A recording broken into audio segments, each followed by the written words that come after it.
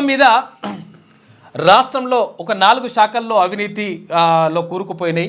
ఆ 4 శాఖలు ఏంటి అంటే ప్రధానంగా రెవెన్యూ శాఖ, మున్సిపల్, తర్వాత ఇక్కడ పోలీసులు, ఇటు రిజిస్ట్రేషన్లకు సంబంధించి 4 విభాగాలల్లో అవినీతి పేరుకుపోయింది. ఇది మొన్ననే ఒక ఆయన పని అయింది. యాయరుగుట్ట కాడ ఆయన రిజిస్ట్రేషన్ ఆయననా సబ్ రిజిస్టార్ ఆయన ఆలేరు దగ్గర సబ్ రిజిస్టార్ పని అయింది. అయితే విషయం ఏంటంటే ఒళ్ళు దగ్గర పెట్టుకొని పని చేస్తే మంచిగా ఉంటుంది. ఎందుకంటే నిజంగా చెప్పాలంటే పేదలకు సేవ చేయాలనే ఉద్దేశంతో మీరు ఉద్యోగాలలోకి వచ్చి సంతోషం. చాలా మంది కొంతమంది పని చేస్తున్నారు, సంతోషం.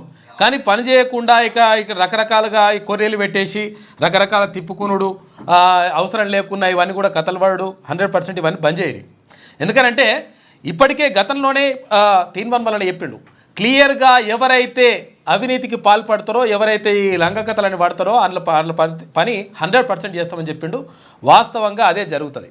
ఎందుకనంటే ఈ 4 శాఖలకు సంబంధించి ఆల్రెడీ ముఖ్యమంత్రి దగ్గర కూడా నివేదిక ఉందంట. ఏది? రెవెన్యూ శాఖకు సంబంధించి, మున్సిపల్ శాఖకు సంబంధించి, పోలీసులు, తర్వాత ఇక్కడ రిజిస్ట్రేషన్లు. ఈ 4 శాఖలు. ఈ 4 శాఖలతో పాటు కొంతమంది కూడా ఉన్నారు, కానీ అది వేరే విషయం. మళ్ళా దీంట్లో కొంతమంది నిజాయితీగా పనిచేసే వాళ్ళు కూడా ఉన్నారు. కాకపోతే ఏంటంటే కొంతమంది ప్రత్యేకంగా ఆమ్యామ్యాలు లేకుండా ఏ పని కూడా, ఏ ఫైల్ కూడా కదులుతనేటువంటి పరిస్థితి కనిపిస్తూ ఉంది.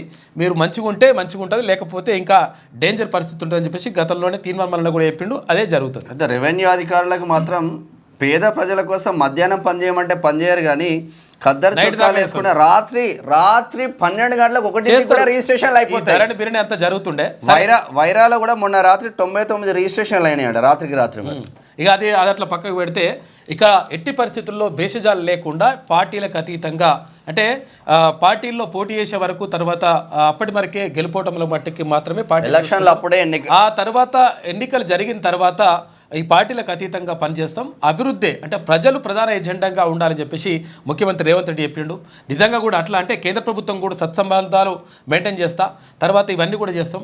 దీంతో పాటు ఇంకో ప్రధానమైనటువంటి అంశం చెప్పిండు, యూనివర్సిటీలను బలోపేతం చేయాలి, విశ్వవిద్యాలయాలను బలోపేతం చేయడం ద్వారా. ఎందుకంటే విశ్వవిద్యాలయాల్లో రాజకీయాలను కూడా ప్రోత్సహించాలని చెప్పేసి ఒక మాట చెప్పిండు. ఎందుకంటే అక్కడ గతంలో అసలు యాక్చువల్గా విశ్వవిద్యాలయాల్లో నాయకులని ఎన్నికల ద్వారా ఎన్నుకునేటోళ్ళు, తర్వాత ఆయా సంఘాలు ఉంటుండే. ఇప్పుడు అంటే కేంద్రీయ విశ్వవిద్యాలయాలకు సంబంధించి, అంటే సెంట్రల్ యూనివర్సిటీలకు సంబంధించి అది జరుగుతూ ఉంది. ఇప్పుడు హైదరాబాద్ సెంట్రల్ యూనివర్సిటీ ఉంది, అక్కడ ఎన్నికలు జరుగుతాయి. ఎన్నికలు జరిగిన తర్వాత ఎవరు ఎన్నుకోవాలి ఇంకా అనేది జరుగుతుంది. అయితే రాష్ట్రాలకు సంబంధించి అప్పుడు చంద్రబాబు ముఖ్యమంత్రి అయిన తర్వాత ఇవన్నిటిని కూడా రద్దు చేసిండు. తర్వాత దీని ద్వారా ఏమవుతుందంటే నిజాయితీ గల నాయకులు, తర్వాత ఇంకోటి ఏంటంటే పార్టీలు జంప్ అయ్యే కార్యక్రమాలు ఇవన్నీ కూడా ఉండకుంటుంటాయి. కాబట్టి యూనివర్సిటీలు, ఇక్కడ ఉస్మానియా యూనివర్సిటీ కానీ, అక్కడ కాకతీయ యూనివర్సిటీ కానీ, రాష్ట్రంలో ఉన్నటువంటి 10 యూనివర్సిటీ, శాతవాహన కానీ, ఇటు మహాత్మా గాంధీ కానీ, అక్కడ పాలమూరు యూనివర్సిటీ కానీ, తెలంగాణ యూనివర్సిటీ కానీ, ఇట్లా రాష్ట్రంలో ఉన్నటువంటి యూనివర్సిటీలను బలోపేతం చేయాల్సిన అవసరం ఉంది. ఇప్పటికే వీసీలను నియమించడం, తర్వాత టీచింగ్, నాన్ టీచింగ్ స్టాఫ్ని కూడా నియమిస్తాం. 100% అక్కడ విశ్వవిద్యాలయాలను బలోపేతం చేయాలి, విద్యార్థి రాజకీయాలను కూడా ప్రోత్సహించాలని చెప్పేసి ముఖ్యమంత్రి భావిస్తూ ఉన్నారు. ఎందుకంటే గతంలో కేసీఆర్ ఏం చేసిండు, తెలంగాణ ఉద్యమం వరకు మొత్తం కూడా ఉవ్వెత్తున ఎగిసిపడ్డటువంటి ఉద్యమానికి పురుడు పోసింది ఉస్మానియా విశ్వవిద్యాలయం, అటు కాకతీయ విశ్వవిద్యాలయం. అయితే ఈ విశ్వవిద్యాలయాలకు సంబంధించి ఏం చేసిండు, మొత్తం గేట్లు పెట్టాలి, తర్వాత ఎవరిని రానియొద్దు, ఎక్కడ సభలు జరగొద్దు, సమావేశాలు జరగొద్దు, వాళ్ళకైతే భర్తలు చేసుకోవచ్చు, ఆయనకి ఇష్టం వచ్చినట్టుగా చేసుకున్నాడు. ఇదంతా కూడా మొత్తం కూడా ఒక రకమైనటువంటి కార్యక్రమం జరిగింది. అయితే ఇప్పుడు ముఖ్యమంత్రి చెప్తా ఉన్నాడు 100% విశ్వవిద్యాలయాలు అక్కడ రాజకీయాలకు కూడా కేంద్రంగా మారాలి, తర్వాత విద్యార్థులు రాజకీయాల్లోకి రావాలనేటువంటి మాటను కూడా చెప్పిండు. నిజంగా కూడా అది అవసరం. గతంలో ఇక్కడ పివి నరసింహారావు కానీ, ఆ తర్వాత జైపాల్ రెడ్డి గారు కానీ, చాలామంది నాయకులు ఉస్మానియా యూనివర్సిటీ నుంచి, తర్వాత వివిధ విశ్వవిద్యాలయాల నుంచి వచ్చినటువంటి నాయకులే. కాబట్టి విశ్వవిద్యాలయాలలో ఇక్కడ విద్యార్థి సంఘాలను బలోపేతం చేయాలనేటువంటి మాట కూడా చెప్పడం జరిగింది. తర్వాత నిన్న ఇక్కడ సిహెచ్ విద్యాసాగర్ రావు గారు, అంటే గతంలో ఆయన అక్కడ గవర్నర్గా పనిచేసిండు, తర్వాత మాజీ మంత్రి కూడా, కేంద్ర మంత్రిగా కూడా పనిచేసిండు, హోంశాఖ సహాయ మంత్రిగా పనిచేసిండు, తర్వాత మహారాష్ట్రకు, తమిళనాడుకు, తర్వాత వివిధ రాష్ట్రాలకు గవర్నర్గా పనిచేసినటువంటి వ్యక్తి. నిజంగా కూడా మచ్చలైనటువంటి నాయకుడిగా చెప్పుకోవచ్చు సిహెచ్ విద్యాసాగర్ రావు గారిని. ఆయన జీవిత కథకు సంబంధించి నిన్న పుస్తకావిష్కరణ జరిగింది. ఆ కార్యక్రమంలో మాట్లాడిండు. తర్వాత ఆయన కూడా అన్నాడు, అంటే ఇప్పుడు చేస్తున్నటువంటి హైడ్రా కానీ తర్వాత ఇవన్నీ కూడా కరెక్టే జరుగుతున్నాయి. కొన్ని అంటే ప్రక్షాళన జరగాలంటే కొన్నికి సంబంధించి ఇప్పుడు ఏంటంటే శరీరంలో ఏదైనా పార్ట్ దెబ్బతిన్నది అంటే ఆపరేషన్ చేయాలి. ఆపరేషన్ చేయకుండా నేను ఉట్టికి మానిపో ఓం రీం చుప్ అంటే కాదు కదా లెక్క. అట్లా కాకుండా హైడ్రాను వ్యతిరేకించేది రాజకీయ నాయకులు అయితే హైడ్రాను స్వాగతించేది మాత్రం ప్రజలు. అయితే విషయం ఏంటంటే పేద ప్రజలకు వచ్చినప్పుడు మాత్రం దాన్ని వ్యతిరేకిస్తారు. కాకపోతే ఏంటంటే బడాబాబులను వెనకేసుకొచ్చేసి పేద ప్రజల మీదకి వస్తే మాత్రం అది కరెక్ట్ కాదు. కాకపోతే ఏంటంటే పేద ప్రజలకు మంచి చేస్తూ తర్వాత బడాబాబులు ఎవడైతే ఆక్రమణలో గురి చేస్తున్నాడో వాళ్ళ పని చేస్తే మాత్రం ప్రజలు హర్షిస్తారు, ప్రజలు దానికి సంతోషం వ్యక్తం చేస్తారు. ఇంకా చాలా విషయాలు ఉన్నాయి, మనం మాట్లాడుకుందాం. మందా జగన్నాథం గారు అంటే మాజీ ఎంపీగా 4 సార్లు నాగర్ కర్నూలు 4 సార్లు ఎంపీగా ఆయన కొనసాగిండి. అక్కడ 3 సార్లు తెలుగుదేశం పార్టీ నుంచి, ఒకసారి కాంగ్రెస్ పార్టీ నుంచి 2009లో కాంగ్రెస్ పార్టీ నుంచి ఎంపీగా ఎన్నికైనటువంటి మందా జగన్నాథం గారు నిన్న కన్ను మూశారు. అంటే అనారోగ్య సమస్యతోటి నిమ్స్లో ఆసుపత్రిలో చికిత్స పొందుతూ ఆయన చనిపోయిండు. తర్వాత బీఆర్ఎస్ పార్టీలో అంటే టీఆర్ఎస్ పార్టీలోకి వెళ్ళిండు. ఆ తర్వాత అట్లా స్తబ్దుగా ఉన్నటువంటి పరిస్థితి కనిపించింది. మొత్తం మీద మందా జగన్నాథం గారు నిజంగా కూడా తెలంగాణ కోసం, తెలంగాణ ఉద్యమం కోసం అంటే ఇక్కడ 2009లో కానీ తర్వాత అప్పుడు 2014 ఆ టైంలో కానీ ఆయన కీలకంగా వ్యవహరించిండు. పార్లమెంట్లో బిల్లు ప్రవేశపెట్టేటప్పుడు కూడా ఆయన ఉన్నాడు. నిజంగా ఒక మంచి మనిషిని కోల్పోయిండు అని చెప్పేసి కూడా చెప్పుకోవచ్చు. ఇక లాస్ట్ ఏంటంటే నార్మల్ గా ఉత్తరప్రదేశ్ లోని ప్రయాగ్రాజ్ లో 144 కుంభమేళా ఈ రోజు నుంచి స్టార్ట్. దాదాపు 45 రోజులు సాగుతా ఉన్నాయి. 1,20,00,000 టెంట్లు వేశారంటే ఆషామాషి ముచ్చటేం కాదు. దాదాపు చాలా పెద్ద ఎత్తున సదుపాయాలు మాత్రం ఏర్పాటు చేసింది ఉత్తరప్రదేశ్ సర్కార్. ఇకపోతే హైదరాబాద్ మొత్తం ఖాళీ అయింది. తెలుగు ప్రజలు ఎక్కడున్న సంక్రాంతికి వెళ్ళిపోయిన తెలుగు ప్రజలందరికీ భోగి పండుగ శుభాకాంక్షలు క్యూనిస్ వేదికగా, క్యూనిస్ తరపున. ఒకసారి వెలుగు దినపత్రిక చూద్దాం. హైదరాబాద్ రోడ్లు ఖాళీ. సంక్రాంతి పండుగకు వివిధ ప్రాంతాల ప్రజలు సొంతూళ్లకు వెళ్లడం, సండే కూడా కావడంతో ఆదివారం హైదరాబాద్లో రోడ్లు ఖాళీగా కనిపించాయి. నిత్యం బిజీగా ఉండే హైటెక్ సిటీ, ఐటీ కారిడార్, ఐకియా వంటి ప్రాంతాల్లో రోడ్లన్నీ ఇలా బోసిపోయాయి. ఇది ఐకియా. ఎందుకంటే యాక్చువల్గా చాలా వరకు మనం ఎప్పుడు చూస్తుంటామంటే ఎలక్షన్స్ అయినప్పుడు కూడా, ఎన్నికలైనప్పుడు కూడా హైదరాబాద్లో ఓటింగ్ శాతం తక్కువగా నమోదవుతుంది.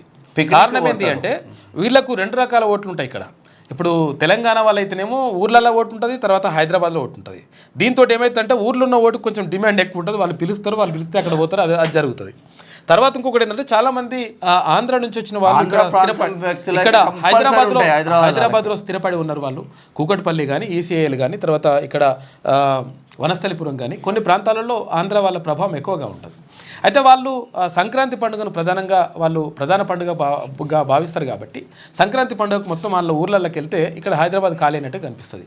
తర్వాత ఇంకొకటి ఏంటంటే ఎలక్షన్లప్పుడు వీళ్ళు అన్నీ ఒకసారి ఎలక్షన్లు జరిగితే ఏమవుతుందంటే హైదరాబాద్లో ఓటింగ్ శాతం నమోదు శాతం తక్కువ అవుతుంది. కారణం ఏంటి అంటే వీళ్ళు అక్కడ పోయి ఓటేస్తుంటారు అనమాట, ఊర్లలో పోయి ఓటేస్తుంటారు. దీంతో హైదరాబాద్లో ఓటింగ్ శాతం తక్కువ అవుతుంది. కాబట్టి ఇప్పుడు హైదరాబాద్ అంతా కూడా ఖాళీ అయినటువంటి పరిస్థితి కనిపించింది. అందుకనే ఎక్కడికక్కడ రోడ్లు బోసిపోయినాయంట. అది పరిస్థితి.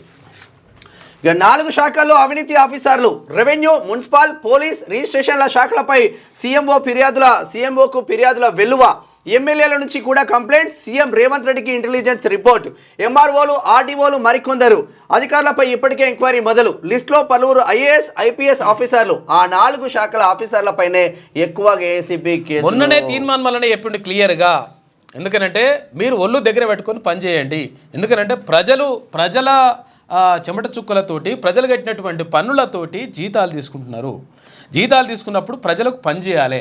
అట్లా కాకుండా దాని ఏమంటారు సపరేట్ అట్లనే నిలబెడతా తర్వాత తిప్పుకుంటాం, ఇవన్నీ కూడా బంద్ చేయరు. ఎందుకంటే కొంతమంది నిజాయితీగా పనిచేస్తారు, ఓకే అది. కానీ కొంతమంది మాత్రం ఇక మొత్తం అహంకారంతో రకరకాలుగా కొంతమంది బ్యాచ్ ఉన్నది. అది ఆ బ్యాచ్ పని అవుతుంది 100%. అదంతా మొత్తం లిస్ట్ అంతా కథంతా రెడీ అయిందని చెప్పేసి కూడా మొన్ననే తీర్మానం చెప్పిండు. తర్వాత ఇప్పుడు ప్రభుత్వం కూడా దగ్గర కూడా పూర్తిగా డేటా అంతుంది రెడీగా.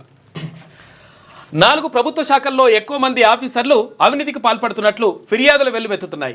కింది నుంచి పై స్థాయి వరకు అధికారులు వసూలు చేస్తున్నట్లు ఆరోపణలున్నాయి. ఇందులో రెవెన్యూ, స్టాంప్స్ అండ్ రిజిస్ట్రేషన్లు, మున్సిపల్, తర్వాత పోలీస్ శాఖలు ఉన్నాయి. అవినీతి అధికారుల తీరును కొంతమంది ఎమ్మెల్యేలు సీఎంఓ దృష్టికి తీసుకెళ్లినట్టు తెలిసింది. అయితే ఏసీబీకి పట్టుబడుతున్న వారిలోనూ ఎక్కువగా ఈ 4 శాఖల ఆఫీసర్లే ఉన్నారు. కొన్నింటిలో ఐఏఎస్, ఐపీఎస్ ఆఫీసర్లు కూడా ఇన్వాల్వ్ అవుతున్నట్లు ఇంటెలిజెన్స్ గుర్తించింది. ఇక రెవెన్యూలో ధరణి అప్లికేషన్ల పరిష్కారానికి, మున్సిపాలిటీలు, కార్పొరేషన్లలో బిల్డింగ్లు, లేఅవుట్ల పర్మిషన్లకు, పోలీస్ శాఖలో కేసుల వ్యవహారాల్లో, రిజిస్ట్రేషన్ల శాఖలో భూముల రిజిస్ట్రేషన్లకు ప్రజలు లంచం ఇస్తే గానీ పని జరగడం లేదని ప్రభుత్వానికి కంప్లైంట్స్ అందుతున్నాయంట. జాగ్రత్తగా ఉంటారు పోలీస్ శాఖలు కానీ, లేకపోతే ఇక్కడ రెవెన్యూ శాఖలు కానీ, తర్వాత ఇక్కడ ఈ మున్సిపల్లో కానీ, తర్వాత స్టాంప్స్ అండ్ రిజిస్ట్రేషన్లకు సంబంధించి కానీ వీళ్ళందరూ కూడా మరి ఆమ్యామ్యాలు అని ఉంటారు, లెక్క అంటున్నారంట. ఈ లెక్క అంటున్న పని 100% అవుతుంది. మంచిగా పని చేయరు. అరే వీళ్ళు ఈ 4 శాఖల ఆఫీసర్లు ఉంటారు కదా, పేదోడికి ఏదైనా ప్రాబ్లం వస్తే వాడు తిప్పించుకుంటా ఉంటాడు. ఇక రాత్రిపూట మాత్రం ఆమ్యామ్యాలు ఇస్తే ఏ పనైనా చేస్తున్నారు దుర్మార్గులు. అట్లుంటుంది అన్నట్టు లెక్క. ఇక పాలకపక్షం ప్రతిపక్షం కలిస్తేనే ప్రభుత్వం, రాష్ట్ర అభివృద్ధి కోసం పార్టీలకు అతీతంగా కొట్లాడాలి అంటున్నారు సీఎం రేవంత్ రెడ్డి. నాకు ఎలాంటి భేషజాలు లేవు, అందరి సలహాలు స్వీకరిస్తా. మెట్రో విస్తరణ, ట్రిపుల్-ఆర్, రీజనల్ రింగ్ రైలుతోనే విశ్వనగరంగా హైదరాబాద్. అందుకు బీజేపీ బీఆర్ఎస్ నేతలు సహకరించాలి. ప్రధానిని కలిసి రాష్ట్రానికి రావాల్సిన నిధులు తెచ్చుకుందాం. ఎన్నికలప్పుడే రాజకీయాలు, ఆ తర్వాత రాష్ట్ర అభివృద్ధికి అంకితం. ప్రజాస్వామ్యమే మా విధానం. అందుకే ఎంత ఇబ్బంది పెట్టినా అసెంబ్లీలో ఒక్క ప్రతిపక్ష సభ్యుని బహిష్కరించలే. గ్రేట్. స్టూడెంట్ దశలో సిద్ధాంతపరమైన భావాజాలం లేకే పార్టీ ఫిరాయింపులు. విద్యార్థి రాజకీయాలను పునరుద్ధరించాలి. వర్సిటీలకు పూర్వ వైభవం తేవాలి. 50 ఏళ్ల రాజకీయ జీవితంలో మచ్చలేని లీడర్ విద్యాసాగర్ రావు. మహారాష్ట్ర, తమిళనాడు గవర్నర్గా తెలంగాణకు గౌరవం తెచ్చారని ప్రశంస. విద్యాసాగర్ రావు ఆత్మకథ ఉనిక పుస్తకావిష్కరణ నిన్న జరిగిన ఇదే హైదరాబాద్ ఉన్నారు. ఆదివారం హైదరాబాద్ తాజకృష్ణలో విద్యాసాగర్ రావు ఆత్మకథ ఉనిక పుస్తకావిష్కరణ చేస్తున్న సీఎం రేవంత్ రెడ్డి, మంత్రి శ్రీధర్ బాబు, కేంద్ర మంత్రి బండి సంజయ్, గవర్నర్ వీళ్ళందరూ కూడా ఉన్నారు. ఉనిక పుస్తకం నిజంగా కూడా మంచి నాయకుడు. అంటే రెగ్యులర్గా టచ్లో ఉంటుండే అప్పట్లో. ప్రభుత్వం అంటే పాలకపక్షం, ప్రతిపక్షమని రాష్ట్రంలోని 119 మంది ఎమ్మెల్యేలు కలిస్తేనే ప్రభుత్వమని సీఎం రేవంత్ రెడ్డి తెలిపారు. ప్రజల మేలు కోసం ఎవరి పాత్రను వాళ్ళు పోషించాలన్నారు. పాలకపక్షం నిర్ణయ విధానాల్లో ఏమైనా తప్పులు ఉంటే ప్రతిపక్షం ప్రశ్నించాలని, అభివృద్ధికి అవసరమైన సలహాలు సూచనలు ఇవ్వాలని ఆయన తెలిపారు. రాష్ట్ర ప్రయోజనాలు, భాష వంటి విషయాల్లో తమిళనాడులో పాలక ప్రతిపక్షాలు ఏకతాటిపై ఉంటాయని గుర్తు చేశారు. తనకు ఎలాంటి భేషజాలు లేవని, రాష్ట్ర అభివృద్ధి కోసం అందరి సలహాలు స్వీకరిస్తానని సీఎం రేవంత్ రెడ్డి పేర్కొన్నారు.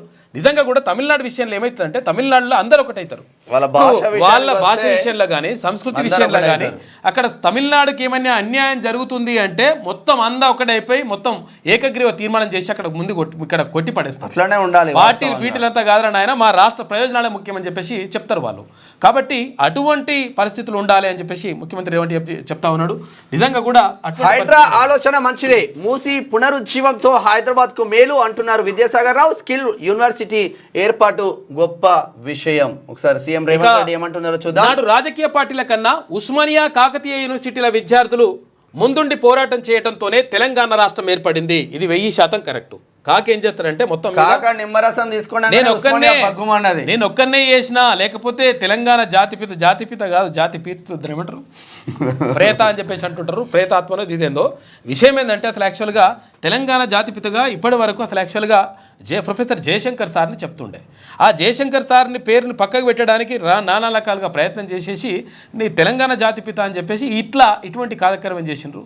కాకపోతే ఏంటంటే ఉస్మానియాలో కానీ, ఇక్కడ కాకతీయ యూనివర్సిటీ కానీ, వివిధ విశ్వవిద్యాలయాల్లో ఉన్నటువంటి విద్యార్థుల పోరాట ఫలితంగా 100% తెలంగాణ వచ్చింది. దీనికి సబ్బండ వర్గాలందరూ కూడా కలిసి పనిచేసిండ్రు. ఉద్యోగులు పనిచేసిండ్రు, లాయర్లు పనిచేసిండ్రు, డాక్టర్లు పనిచేసిండ్రు, టీచర్లు పనిచేసిండ్రు, కవులు పనిచేసిండ్రు, కళాకారులు పనిచేసిండ్రు. ఇట్లా అంతా కలిస్తే తెలంగాణ వచ్చింది. లేకపోతే నేను ఒక్కనే తెచ్చినా అని చెప్పేసి అంటాడు ఆయన. ఇట్లుంటుంది లెక్క. నాకు రాజకీయ పార్టీల కన్నా ఉస్మానియా, కాకతీయ యూనివర్సిటీల విద్యార్థుల ముందుండి పోరాటం చేయడంతోనే తెలంగాణ రాష్ట్రం ఏర్పడింది. ఒకప్పుడు విద్యార్థి సంఘాల పోరాటాల వల్లే ప్రజా సమస్యలు పరిష్కారం అయ్యేవి. కానీ మేము అధికారంలోకి వచ్చే నాటికి రాష్ట్రంలో యూనివర్సిటీలు ఉనికి కోల్పోయే పరిస్థితిలో చేరాయి. అయితే అందుకే యూనివర్సిటీల్లో వైస్ ఛాన్సలర్లను నియమించాం. టీచింగ్, నాన్ టీచింగ్ స్టాఫ్ను నియమించాలని, వర్సిటీల అభివృద్ధికి కావాల్సిన నిధులు ఇస్తామని వీసీలకు చెప్పాం. అయితే యూనివర్సిటీలకు తిరిగి పూర్వవైభవం తీసుకురావాలి. విద్యార్థి రాజకీయాలను పునరుద్ధరించాలి. విద్యార్థి దశలో సిద్ధాంతపరమైన రాజకీయ చర్చలు, చైతన్యం లేకపోవడంతోనే పార్టీ ఫిరాయింపులు జరుగుతున్నాయని చెప్పేసి ముఖ్యమంత్రి రేవంత్ రెడ్డి నిన్న కీలకమైనటువంటి వ్యాఖ్యలు చేసిండు. వాస్తవం. అయితే విషయం ఏంటంటే అసలు యాక్చువల్గా ఒకసారి ఉస్మానియా జ్ఞాపకాలు అనుభవాలు జ్ఞాపకాలు అని చెప్పేసి ఒక పుస్తకం రిలీజ్ ఫంక్షన్ ఉంటే ఆ కార్యక్రమానికి అప్పుడు సుప్రీంకోర్టు జస్టిస్గా పనిచేసినటువంటి జస్టిస్ సుదర్శన్ రెడ్డి గారు ఆ కార్యక్రమానికి వచ్చిన తర్వాత ఆయన ఒక మాట మాట్లాడాడు. అయితే ఎందుకు వచ్చిన నేను ఈ కార్యక్రమానికి అంటే ఇక్కడ ఉస్మాన్ యూనివర్సిటీ లైబ్రరీలో జరిగింది, మెయిన్ లైబ్రరీలో.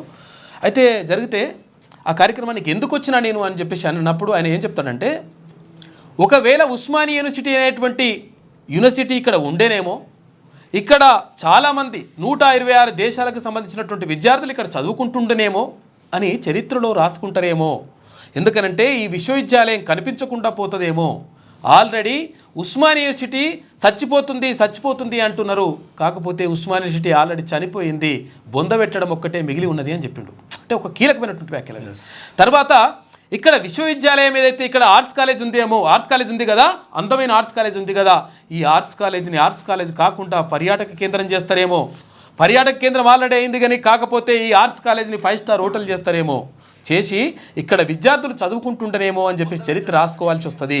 అందుకనే నేను ఒక్కసారి నేను చదువుకున్నటువంటి ఉస్మానియా యూనివర్సిటీకి వచ్చి చూద్దామని వచ్చిన, నా అనుభవాలను జ్ఞాపకాలను నెమరు వేసుకుందామని వచ్చిన అని చెప్పేసి 100 ఏళ్ల సందర్భంగా ఒక పుస్తకం రిలీజ్ అయితే డేవిడ్ అన్న ఆ పుస్తకానికి సంపాదకత్వం వహించిండు. దానికి చాలామంది వ్యాసాలు రాసిండు. అయితే ఈ విశ్వవిద్యాలయాన్ని చూసిపోదామని వచ్చిన అని చెప్పేసి జస్టిస్ సుదర్శన్ రెడ్డి గారు చెప్తారు. అంటే యూనివర్సిటీల పరిస్థితిని ఎట్లా దిగదార్చిండ్రు ఇక్కడ ఉన్నటువంటి నాయకులు అంటే మొత్తం దారుణమైనటువంటి పరిస్థితులకు తీసుకొచ్చిండ్రు. కారణం ఏంటి అంటే 1980 సంవత్సరంలో ఉస్మానియా యూనివర్సిటీలో ఉన్నటువంటి టీచింగ్ స్టాఫ్ సంఖ్య ఎంత అంటే ప్రొఫెసర్లు, అసిస్టెంట్ ప్రొఫెసర్లు, అసోసియేట్ ప్రొఫెసర్లు మొత్తం కలిసి 1600 మంది ఇక్కడ ఉస్మానియా యూనివర్సిటీలో పనిచేసేటోళ్ళు. అంటే 1980 ప్రాంతంలో, అంటే 40 సంవత్సరాల క్రితం 1600 మంది ఉండే. ఇప్పుడు ఉస్మానియా యూనివర్సిటీలో మరి ఎంతమంది ఉండాలి? పెరుగుతున్నటువంటి జనాభాకు అనుగుణంగా 1940 సంవత్సరాల తర్వాత జనాభా భారీగా పెరిగిపోయింది, టెక్నాలజీ వచ్చింది, వివిధ ఆవిష్కరణలు వచ్చినాయి, రకరకాలుగా కోర్సులు పెరగాలి. ఇవన్నీ జరిగిన తర్వాత అత్యద్భుతంగా దానికి 4 ఇంతలా 10 ఇంతలా ఇట్లా కావాలి లెక్క. కానీ ఉస్మానియా యూనివర్సిటీలో ఇప్పుడున్నటువంటి ఆచార్యుల సంఖ్య ఏంటి అంటే చూస్తే అసలు దారుణంగా బాధ అనిపిస్తుంది. ఎందుకంటే 372 మంది, 372 మందిలో అందులో అసిస్టెంట్ ప్రొఫెసర్లు, అసోసియేట్ ప్రొఫెసర్లు, తర్వాత ప్రొఫెసర్లు వీళ్ళంతా కలిసి 372 మంది. అంటే పావుల వంతు కూడా 1980 దశకంలో ఉన్నటువంటి ప్రొఫెసర్లలో పావుల వంతు కూడా ఉస్మానియా యూనివర్సిటీలో ఇప్పుడు ఉండడం, ఆచార్యులు లేరు, ప్రొఫెసర్లు లేరు. అంటే అసలు యాక్చువల్గా విశ్వవిద్యాలయాలు ఎందుకు పనిచేస్తాయి? విశ్వవిద్యాలయాలే ఎందుకు చదువుకుంటారు? ఎందుకు అధ్యయనాలు జరుగుతాయి అంటే విశ్వవిద్యాలయాల్లో కొత్త ఆవిష్కరణలు వస్తాయి. ఎందుకంటే రీసెర్చ్ జరుగుతుంది. ఈ రీసెర్చ్కి సంబంధించి ప్రభుత్వాలు ఊతం ఇవ్వాల్సిన అవసరం ఉంటుంది. ఎందుకు ప్రభుత్వాలు ఊతం ఇవ్వాలి అంటే అక్కడ రీసెర్చ్ చేయడానికి ఒకవేళ ఒక సైన్స్లో ఒక ఆవిష్కరణ తీసుకురావాలనుకుంటే దానికి సంబంధించినటువంటి ఎక్విప్మెంట్స్ తీసుకొచ్చుకోవాలి, దానికి సంబంధించినటువంటి ఆ కెమికల్స్ కొనుక్కొచ్చుకోవాలి, దానికి సంబంధించినటువంటి ఏమైతే ఉంటాయో అవన్నీ కూడా తీసుకొచ్చుకోవాలి. అవి సమకూర్చుకోవాలంటే విద్యార్థికి, అప్పుడు ఉన్నటువంటి పరిశోధకుడికి, అక్కడ ఉన్నటువంటి PhD స్కాలర్కి ఆ ఆర్థిక పరిస్థితి సరిపోదు. కాబట్టే ఫెలోషిప్లు ఇస్తారు. అసలు ఆ ఫెలోషిప్లు గతంలో ఉమ్మడి రాష్ట్రంలో గతంలో ఉన్నటువంటి ఫెలోషిప్లు నాన్ నెట్ ఫెలోషిప్ అని కూడా ఒకటి ఉండే. అయితే ఆ నాన్ నెట్ ఫెలోషిప్ మినిమం ఒక 10,000 రూపాయలు, నెలకు 10,000 రూపాయలు ఆ రీసెర్చ్ స్కాలర్కి ఇవ్వాలని చెప్పేసి ఒక నిబంధన ఉండే. దాంతో కొంతవరకు అంటే కొన్ని డిపార్ట్మెంట్లకు సంబంధించి 64 డిపార్ట్మెంట్లు ఉన్నాయి, కొన్ని డిపార్ట్మెంట్లకు సంబంధించి అట్లా పరిశోధన అట్లా కొనసాగుతూ ఉండే. కానీ కేసీఆర్ ముఖ్యమంత్రి అయిన తర్వాత మొత్తం కూడా ₹1 కూడా ఫెలోషిప్ ఇవ్వనటువంటి దౌర్భాగ్యమైనటువంటి పరిస్థితిలోకి తీసుకెళ్ళిండు కేసీఆర్. ఈ పాపం ఆయనదే. తర్వాత మొత్తం కూడా విశ్వవిద్యాలయాన్ని కూడా నాశనం చేసేటువంటి ప్రయత్నం చేసిండు. తర్వాత అక్కడ ఉన్నటువంటి మొత్తం అన్నీ కూడా teaching staff, non teaching staff ఇదంతా కూడా సరిగా లేకుండా మొత్తం అస్తవ్యస్తంగా తయారయ్యేటట్టుగా మొత్తం ప్రయత్నం చేసిండు. దీంతో మొత్తం కూడా విశ్వవిద్యాలయాల్లో జరగాల్సినటువంటి పరిశోధనలు చాలా వరకు ఎట్లా పరిశోధన చేసుకోవాలని అర్థం కాని పరిస్థితిలోకి అక్కడ పరిశోధకులు వెళ్ళిపోయినారు. నేను కూడా ఉస్మానియా యూనివర్సిటీలో PhD స్కాలర్గా ఉన్నా, నేను పరిశోధకుని. కాబట్టి నేను చెప్తా ఉన్నా, ₹1 కూడా ఆ ప్రభుత్వం నుంచి అందలే. అటువంటి దౌర్భాగ్యమైనటువంటి పరిస్థితుల్లోకి తీసుకెళ్ళండు. కాబట్టి విశ్వవిద్యాలయాలని బలోపేతం చేసుకుంటే కొత్త ఆవిష్కరణలు వస్తాయి. ఏమన్నా సైన్స్ అండ్ టెక్నాలజీలో కానీ, లేకపోతే ఇంకా ఏ డిపార్ట్మెంట్కి సంబంధించి కానీ, లేకపోతే ఆర్థిక శాస్త్రంలో కొత్త సంస్కరణలు రావాలన్నా, లేకపోతే రాజనీతి శాస్త్రంలో ఇంకేమైనా కొత్త ఆవిష్కరణలు రావాలన్నా, లేకపోతే సామాజిక శాస్త్రంలో రావాలన్నా, లేదంటే సైన్స్ అండ్ టెక్నాలజీలో రావాలన్నా, ఏది రావాలన్నా కానీ అక్కడ పరిశోధనలు జరగాలి. ఆ పరిశోధనల ఫలితాలే తర్వాత మనము దాన్ని ఇంప్లిమెంట్ చేసుకుంటాం. మనం అటువంటివి లేకుండా మొత్తం కూడా నిర్వీర్యం చేస్తున్నటువంటి పరిస్థితి కనిపిస్తూ ఉంది. కాబట్టి విశ్వవిద్యాలయాలని 100% బలోపేతం చేయాల్సిన అవసరం ప్రభుత్వం పైన ఉన్నది. ముఖ్యమంత్రి దానిపైన దృష్టి పెడతా అంటుంటే చాలా సంతోషం. నిజంగా కూడా అటువంటిది చేయాలని చెప్పేసి కోరుకుందాం. ఇది ఇట్లా ఉంటే నేటి నుంచి మహాకుంభమేళ గంగా యమున సరస్వతి నదుల త్రివేణి సంగమం ప్రయాగ్రాజ్ మహాకుంభమేళకు సిద్ధమైంది. సోమవారం పుష్య పౌర్ణమి స్నానంతో ప్రారంభమయ్యే ఈ మహాకుంభమేళ 45 రోజుల పాటు కొనసాగనుంది. ఇసుక వస్త్రాలంతా గంగా యమున సరస్వతి 3 నదుల సంగమమే త్రివేణి సంగమం అంటారు దాన్ని. అది ఉత్తరప్రదేశ్లో ఉంటుంది. అయితే అక్కడ ప్రయాగ్రాజ్ దగ్గర ఉంటుంది. అయితే అక్కడ కుంభమేళా ప్రారంభమవుతుంది. అయితే ఇవాళ ప్రారంభమవుతుంది. అయితే 144 సంవత్సరాల తర్వాత ఈ కుంభమేళా వస్తుందంట. చాలామంది భక్తులు అంటే చాలామందికి విశ్వాసం ఉంటుంది. తర్వాత ఈ కుంభమేళాలో పాల్గొంటే ఉన్న పాపాలు పోతాయి, తర్వాత ఇంకా ఏదో మంచి జరుగుతుందని చెప్పేసి విశ్వాసం ఉంటుంది. అట్లా 40 నుంచి 45 కోట్ల మంది, 45 లక్షల మంది కాదు, 45 కోట్ల మంది ఆ కుంభమేళాకు వెళ్ళేటువంటి అవకాశం ఉంది. దేశ విదేశాల నుంచి 1,20,00,000 టెంట్లు వేసినట్టు మీరు అర్థం చేసుకోరు. ఇక అటువంటి పరిస్థితి ఉన్నది. కాబట్టి వెళ్ళే వాళ్ళు వెళ్ళండి, కాకపోతే జాగ్రత్తగా. సపరేట్ పోలీస్ స్టేషన్లోనే నిర్మించింది అక్కడ. ఇక 7 లక్షల ఎకరాల్లో వెదురు సాగు. వచ్చే 4 ఏళ్లలో 7 లక్షల ఎకరాల్లో వెదురు సాగు చేసి 75,000 మందికి ఉపాధి కల్పించాలని సర్కారు యోచిస్తున్నది. కొత్తగూడెం జిల్లాను పైలట్ ప్రాజెక్టుగా ఎంపిక చేశారు. ఇక్కడ సాగు ఖర్చు మొత్తం ప్రభుత్వమే భరించనుంది. మేడారం సైడ్ పోతా ఉంటే ఇది వెదురు ఎక్కువ కనిపిస్తాం. వెళ్తకట్టెలు అంటారు కదా, వెళ్తకట్టెలు అంటారు, వెదురు కర్రలు అంటారు. ఇక వన్డే మ్యాచ్లో ట్రిపుల్ సెంచరీ. వన్డే మ్యాచ్లో 346 రన్స్ చేసి ముంబైకి చెందిన 14 ఏళ్ల ఇరా జాదవ్ అనే అమ్మాయి చరిత్ర సృష్టించింది. విమెన్స్ అండర్-19 వన్డే ట్రోఫీలో భాగంగా ఆదివారం మేఘాలయతో జరిగిన మ్యాచ్లో 157 బాల్స్లోనే 346 ఆడింది. విమెన్స్ లా 14 ఏళ్ళే ఉన్నది ఆ అమ్మాయి, 3 సెంచరీలు, 346 రన్లు చేసింది. ముంబైకి చెందిన అమ్మాయి. గ్రేట్ నిజంగా. మాజీ ఎంపీ మందా జగన్నాథం కన్నుమూత. కొన్నాళ్ళుగా అనారోగ్యం, నిమ్స్లో చికిత్స పొందుతూ తుది శ్వాస. వరుసగా 4 సార్లు నాగర్ కర్నూలు ఎంపీగా విజయం. ఉద్యమకారుడిగా జగన్నాథం పాత్ర మరవలేనిది.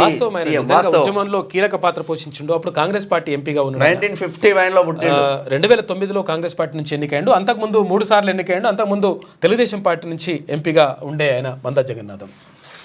బీఆర్ఎస్ సీనియర్ నేత మాజీ ఎంపీ డాక్టర్ మందా జగన్నాథం కన్నుమూశారు. కొంతకాలంగా అనారోగ్యంతో ఉన్న ఆయన నిమ్స్ ఆసుపత్రిలో చికిత్స పొందుతూ ఆదివారం తుదిశ్వాస విడిచారు.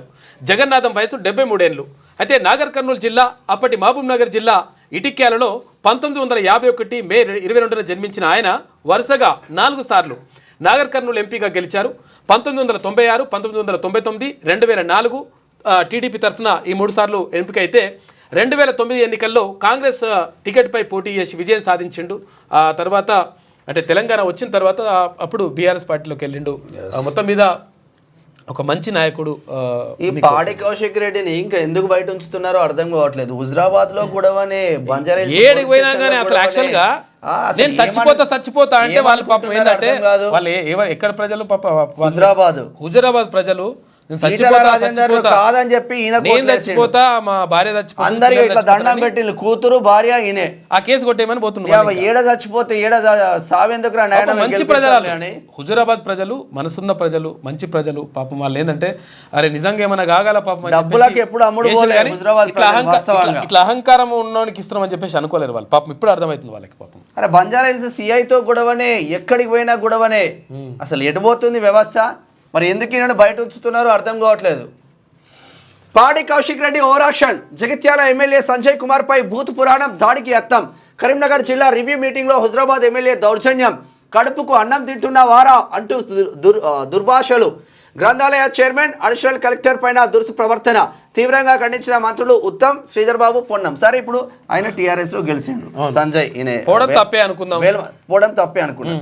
నువ్వేం చేసినావు వైఎస్ఆర్సీపీలో ఉన్నప్పుడు వైఎస్ఆర్సీపీ మానుకోటలో తెలంగాణ ప్రజలపైన రాళ్ల దాడి చేసినావు కదా, ఇప్పుడు నువ్వు టీఆర్ఎస్ ఎట్లున్నావు? మహబూబాబాద్ దగ్గర మానుకోట దగ్గర ఈయన పుస్తలు పట్టుకొని అల్చల్ చేసి రాళ్ళు లేపించేసి తెలంగాణ ఉద్యమకారుల మీద రాళ్ళు వేసినావు కదా మానుకోటలో. పుణ్యాత్ముడు దుర్మార్గుడు నిజంగా ఒక రకంగా చెప్పాలంటే. ఎందుకంటే తెలంగాణ ఉద్యమాన్ని అడ్డుకోవడానికి జగన్మోహన్ రెడ్డి ఉన్నాడు కదా, ఆ జగన్మోహన్ రెడ్డికి అండ నిలిచి ఆడ రైళ్ళు ఆపి పుస్తలు పట్టుకొని కథలన్నీ పడ్డాడు ఈయన ఇప్పుడు మళ్ళీ ఈయన మాట్లాడుతున్నాడు, ఇంకా ఈయన నీతులు మాట్లాడుతున్నాడు. అదే కానీ ఈయన ఇప్పుడు మాట్లాడుతున్నమాట. హుజరాబాద్ బీఆర్ఎస్ ఎమ్మెల్యే పాడి కౌశిక్ రెడ్డి రెచ్చిపోయారు. ఇక అధికార కార్యక్రమంలో మంత్రుల సమక్షంలో జగిత్యాల ఎమ్మెల్యే డాక్టర్ సంజయ్ కుమార్పై ఆయన బూతులు తిడుతూ దాడికి ప్రయత్నించారు. ఉమ్మడి కరీంనగర్ జిల్లా సమీక్ష సమావేశంలో ఈ ఘటన జరిగింది. సంజయ్ మైక్ తీసుకొని మాట్లాడబోతుండగా అడ్డు తగిలి సిగ్గులేనోడా, కడుపుకు అన్నం తింటున్నవారా అని చెప్పేసి, మరి నువ్వేం తింటున్నావురా అంటే ఎట్లుంటుంది, నువ్వేం తింటున్నావు, నువ్వు కూడా ఏం తింటున్నావురా అంటే ఎట్లుంటుంది? మరి ఇప్పుడు ఆయన కేసు పెడితే లోపలికి పోవాలి కదా అంటూ పాడి కౌశిక్ రెడ్డి దుర్భాషలాడారు. అయితే ఆదివారం కరీంనగర్ కలెక్టరేట్ ఆడిటోరియంలో జిల్లా రివ్యూ మీటింగ్ ఏర్పాటు చేశారు. ఇందులో మంత్రులు ఉత్తమ్ కుమార్ రెడ్డి, శ్రీధర్ బాబు, పొన్నం ప్రభాకర్, పలువురు ఎమ్మెల్యేలు పాల్గొన్నారు. సమావేశం ప్రారంభమైనప్పటి నుంచే ఎమ్మెల్యే కౌశిక్ రెడ్డి తన నోటి దురుసును ప్రదర్శించారు. అతిథులంతా వేదికపైకి ఎక్కే క్రమంలోనే జిల్లా గ్రంథాలయ సంస్థ చైర్మన్ సత్తు మల్లేశంతో ఆయన గొడవకు దిగారు. గ్రంథాలయ చైర్మన్ను వేదికపైకి ఎలా పిలుస్తారని అడిషనల్ కలెక్టర్ ప్రఫుల్ దేశాయ్పై కౌశిక్ ఆగ్రహం వ్యక్తం చేశారు. ఏమైంది నయ్యనా, ఇప్పుడు నీకేమవుతుంది? గ్రంథాలయ చైర్మన్ పిలవద్దా? పిలిస్తే ఏమవుతుంది? జిల్లా గ్రంథాలయ చైర్మన్ తప్పేమున్నది? నీ కథలేంది, నీ ఈ లంగ కథలేంది? ఎందుకు అంతా మంచోళ్ళు ప్రజలు. హుజురాబాద్ ప్రజలు ఏంటంటే ఎక్కడ కూడా వాళ్ళకి మంచి పేరున్నది నిజంగా. ఎందుకంటే దేశం మొత్తం కూడా హుజురాబాద్ వైపు చూసింది. ఎప్పుడప్పుడు ఒకసారి ఈటల రాజేందర్ పైన కొన్ని వందల కోట్లు ఖర్చు పెట్టినా కూడా ఈటల రాజేందర్ గెలిపించారు ప్రజలు. 5,000 కోట్ల రూపాయలు వరాల జల్లు కురిపించుంటూ కేసీఆర్ కాక. అయినప్పటికీ దళిత బంధు ఈటల రాజేందర్ ప్రజలు ఎక్కడ కూడా లొంగలేదు. ఎందుకంటే హుజురాబాద్ ప్రజలు ఒక మంచి మనసున్న ప్రజలు, మంచి మనసున్న ప్రజలు కాబట్టి నువ్వు చచ్చిపోదేమని చెప్పేసి పాపం చచ్చిపోతాడో కుటుంబం అని పోనీ ల్యాండ్ ఓట్లేసిరు. ఇప్పుడు అహంకారం పెరిగింది, మళ్ళా గెలువు నీకు తెలుస్తుంది. చూడు ఎట్లా చేస్తుండో ఈయన కథ.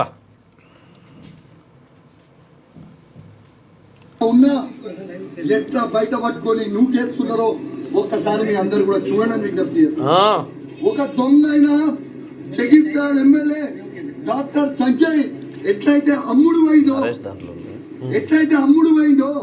సిగ్గులేనోడు అమ్ముడు పోయినోడు ఎట్లా అమ్ముడు పోయినోడు అని మేము అడిగితే మైకించుకొని నువ్వు ఏ పార్టీ అంటే కాంగ్రెస్ పార్టీ అంటూ. మరి నిజంగా నువ్వు అంత మొగోనివి అయితే డాక్టర్ సంజయ్ జగిత్యాల ఎమ్మెల్యే నువ్వు రాజీనామా చేయి, అదే కాంగ్రెస్ బీఫామ్ మీద గెలిచి చూపి. చాతగాని దద్దమ్మలాగా కేసీఆర్ గారు పెట్టిన భిక్ష నువ్వు ఎమ్మెల్యేగా ఉండి నిల్చొని కేసీఆర్ గారిని నువ్వు విమర్శిస్తా ఉంటే మీరు నోటికి వచ్చిన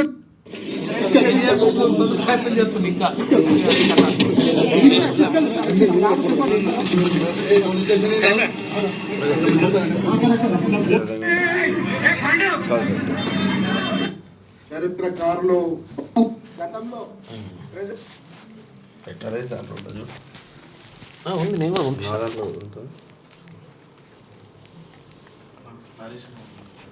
నేను పంపించిన ఉన్నది. Okay right. ఇది అసలు ముచ్చట.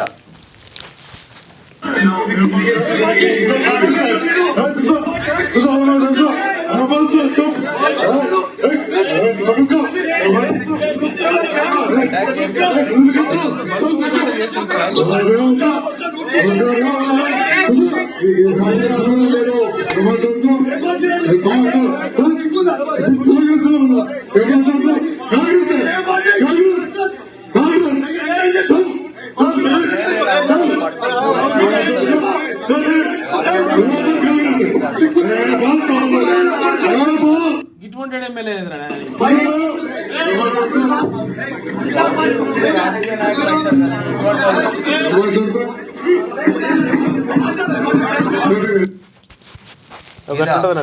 ఈయనది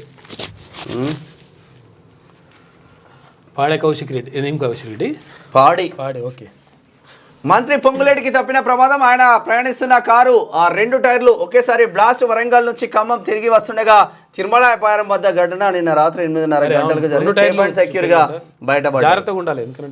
ఇక పోడు భూములకు రైతు భరోసా. పంట వేసినా వేయకుండా సాగు యోగ్యమైన భూములకు ఏటా 12,000 పెట్టుబడి సాయం గైడ్ లైన్స్ విడుదల చేసిన వ్యవసాయ శాఖ. రాష్ట్ర స్థాయిలో అమలు బాధ్యత అగ్రికల్చర్ డైరెక్టర్కి, ఫిర్యాదుల పరిష్కార బాధ్యత కలెక్టర్లకు అప్పగింత. సాగు యోగ్యం కాని భూములను గుర్తించేందుకు రంగంలోకి ఫీల్డ్ వెరిఫికేషన్ టీమ్స్ రంగంలో. ఇక్కడ పోడు భూములకు ఎవరైతే ఆదివాసీలు ఉంటారో ఆదివాసీ బిడ్డలు పోడు చేసుకుంటున్నటువంటి భూమి ఏదైతే ఉంటుందో, అంటే పోడు భూములు అంటే ఇదివరకు కూడా మనం చెప్పినాము. అసలు యాక్చువల్ విషయం ఏంటంటే మామూలు వ్యవసాయ భూమి తర్వాత పోడు భూమి ఏంటంటే, పోడు అంటే ఏంటంటే దానికి ప్రత్యేకంగా యంత్రాలను ఏమి ఉపయోగించరు, ట్రాక్టర్లు ఇవన్నీ ఉపయోగించకుండా వాళ్ళు ప్రత్యేకంగా వాళ్ళే తవ్వుకొని అటవీ శాఖ భూమి ఉంటుంది కదా, ఆ భూమిని తవ్వుకొని వాళ్ళు పోడు చేసుకొని వ్యవసాయం చేసుకుంటారు. దాన్ని పోడు భూమి అంటారు.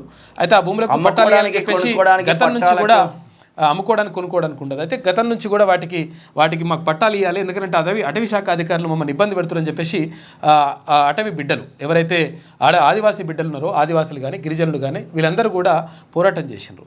చేస్తే కేసీఆర్ కాక ఏం చేసిండు, నేను ఆడ కుర్చీ వేసుకొని కూర్చుంటా మీకు భూములు ఇప్పిస్తా అన్నాడు. ఆ కుర్చీ లేదు, మనం లేదు, పింక్ కుర్చీ దొరకపాడు కాలేదు. అయితే దొరకకపోతే అయితే ఆ కుర్చీ చేసుకున్న లేదు, అలా పోడు భూములు పట్టాలు ఇచ్చింది లేదు పూర్తి స్థాయిలో. దాంతో ఏమైంది, అటవీ శాఖ అధికారులతోటి వీళ్ళకు రోజు కొట్లాట. వాళ్ళేమో అటవీని కాపాడదామని పాపం వాళ్ళ బాధ వాళ్ళది. తర్వాత వీళ్ళది ఏముందంటే మా భూమి ఎట్లా గుంజుకుంటారా నాయన, మేము పోడు చేసుకుంటున్నాం, మేము వ్యవసాయం చేసుకుంటాం, దాని మీదే బతాం కదా, మేము ఆ భూమి మీదే బతామని వీళ్ళ బాధ. ఇది ఏం కాకుండా దాన్ని అట్లా చేసిండు. ఇది ఏదేమైనప్పటికీ ఇప్పుడు పోడు చేసుకుంటున్నటువంటి భూములు ఏవైతే ఉన్నాయో, పోడు భూములు ఉన్నాయో, ఆ పోడు భూములకు కూడా రైతు భరోసా ఇస్తా అని చెప్పేసి రాష్ట్ర ప్రభుత్వం ప్రకటించింది. పోడు భూములకు అంటే ROFR పట్టాలు అంటే రైతు భరోసా ఇవ్వాలని సర్కార్ నిర్ణయించింది. పంట వేసినా వేయకున్నా సాగుయోగ్యమైన భూములకు రైతు భరోసా పేరుతో రైతాంగానికి పెట్టుబడి సాయం కింద ఏటా ఎకరాకు 12,000 రూపాయలు ఇవ్వనుంది. ఈ నేపథ్యంలో రాష్ట్ర సర్కార్ ఈ పథకం కోసం ప్రత్యేక మార్గదర్శకాలు జారీ చేసింది. రాష్ట్ర వ్యవసాయ శాఖ ప్రిన్సిపల్ సెక్రటరీ తాజాగా ఉత్తర్వులు జారీ చేశారు. అయితే గ్రామీణ ఆర్థిక వ్యవస్థను బలోపేతం చేయడానికి, ఆహార భద్రత కల్పించేందుకు చేపట్టిన ఈ కార్యక్రమాన్ని జనవరి 26 నుంచి సర్కార్ అమలు చేయనున్నది. అయితే భూభారతి అంటే ధరణి పోర్టల్లో నమోదైన వ్యవసాయ యోగ్యమైన భూమి విస్తీర్ణం ఆధారంగా పట్టాదారులకు రైతు భరోసా సాయం అందించనున్నారు. అయితే రాళ్ళు, రప్పలు, బోర్లు, గుట్టలు వంటి వ్యవసాయ యోగ్యం కాని భూములను రైతు భరోసా నుంచి తొలగించాలని చెప్పేసి కూడా సర్కార్ నిర్ణయించింది. భూములు ఏదైతే ఉంటుందో దాంట్లో గవర్నమెంట్ పంట వేసినా సరే ఏకున్నా సరే, కాకపోతే ఏంటంటే సాగుకు యోగ్యమైనటువంటి భూములు ఏవైతే ఉంటే ఆ భూములకు ఇస్తా అని చెప్పేసి రాష్ట్ర ప్రభుత్వం చెప్పింది.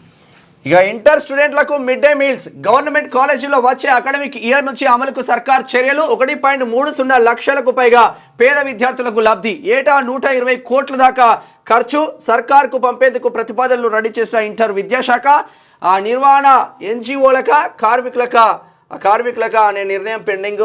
విద్యాశాఖ మినిస్టర్ని పెడితే ఇంకా కొంచెం బ్రహ్మాండంగా ఉంటుంది. ఎందుకంటే ప్రత్యేకంగా ఉంటే ఏమవుతుందంటే ముఖ్యమంత్రి గారి పైన భారం పడదు. ఎందుకంటే ఇబ్బందులు ఉన్నాయి, ఆయనకు రకరకాల శాఖలు ఉంటాయి. తర్వాత రాష్ట్ర వ్యాప్తంగా అన్ని శాఖలను పెండింగ్ ఇవన్నీ చూసుకోవాలి. కాబట్టి అది ఒక శాఖను ఇంకోవరకైనా ప్రత్యేకంగా కేటాయిస్తే బాగుంటుంది. దీని ద్వారా ఏమవుతుందంటే ఇక్కడ విద్యాశాఖకు సంబంధించి ప్రత్యేక దృష్టి పెట్టాల్సిన అవసరం ఉంటుంది. తర్వాత ఇక్కడ నిజంగా కూడా అంటే ఇంటర్మీడియట్ స్టూడెంట్స్కి కూడా అంటే మధ్యాహ్న భోజనం పథకాన్ని తీసుకొస్తే బాగానే ఉంటుంది, కొంతవరకు పేదలకు విద్యార్థులకు ఉపయోగపడుతుంది.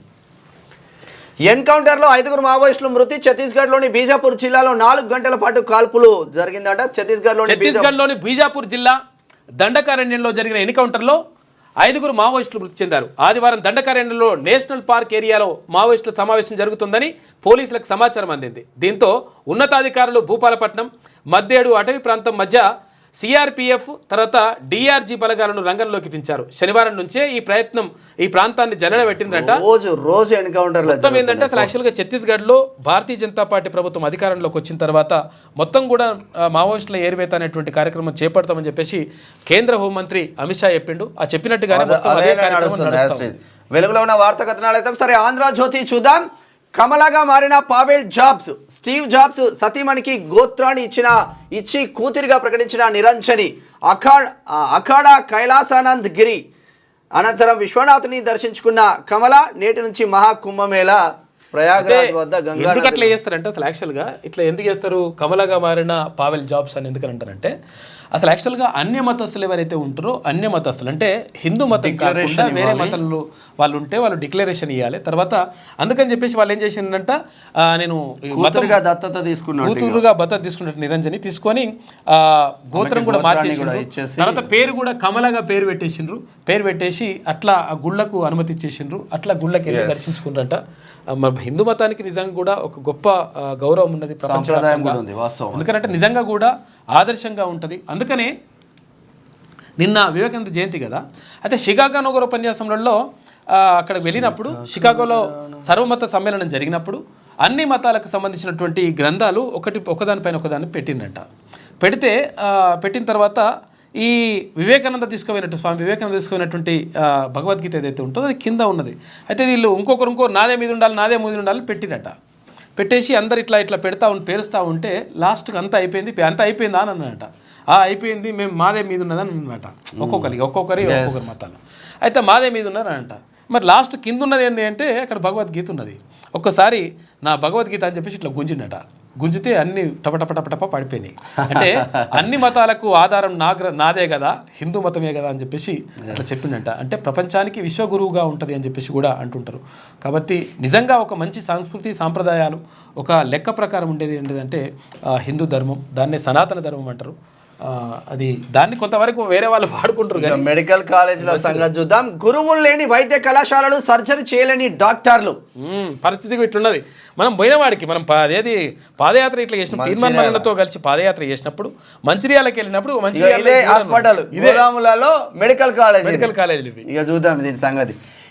ముబ్బడిగా కొత్త మెడికల్ కాలేజీలు, అడ్డగోలుగా ఎన్ఓసీలు, అనుమతులు, షెడ్లు, గోదాముల్లో తరగతులు, కొత్త కాలేజీలకు ప్రొఫెసర్లు దొరక్క అవస్థలు, ప్రభుత్వ ప్రైవేటు కాలేజీల్లో గురువుల కొరత, రోగులు, సర్జరీ అంతా మాయే, ప్రైవేటులో నకిలీ వేలిముద్రతో అధ్యాపకుల హాజరు, నైపుణ్యం లేకుండానే ఎంబీబీఎస్ పూర్తి, చిన్న సర్జరీ చేయాలన్న పరేషాన్, ఎంబీబీఎస్లు పీజీలు చేసిన వాళ్లకు వణుకుతున్న చేతులు, వైద్య విద్యలో కురవడుతున్న నాణ్యత, నిరుద్యోగులుగా మారుతున్న వైద్యులు.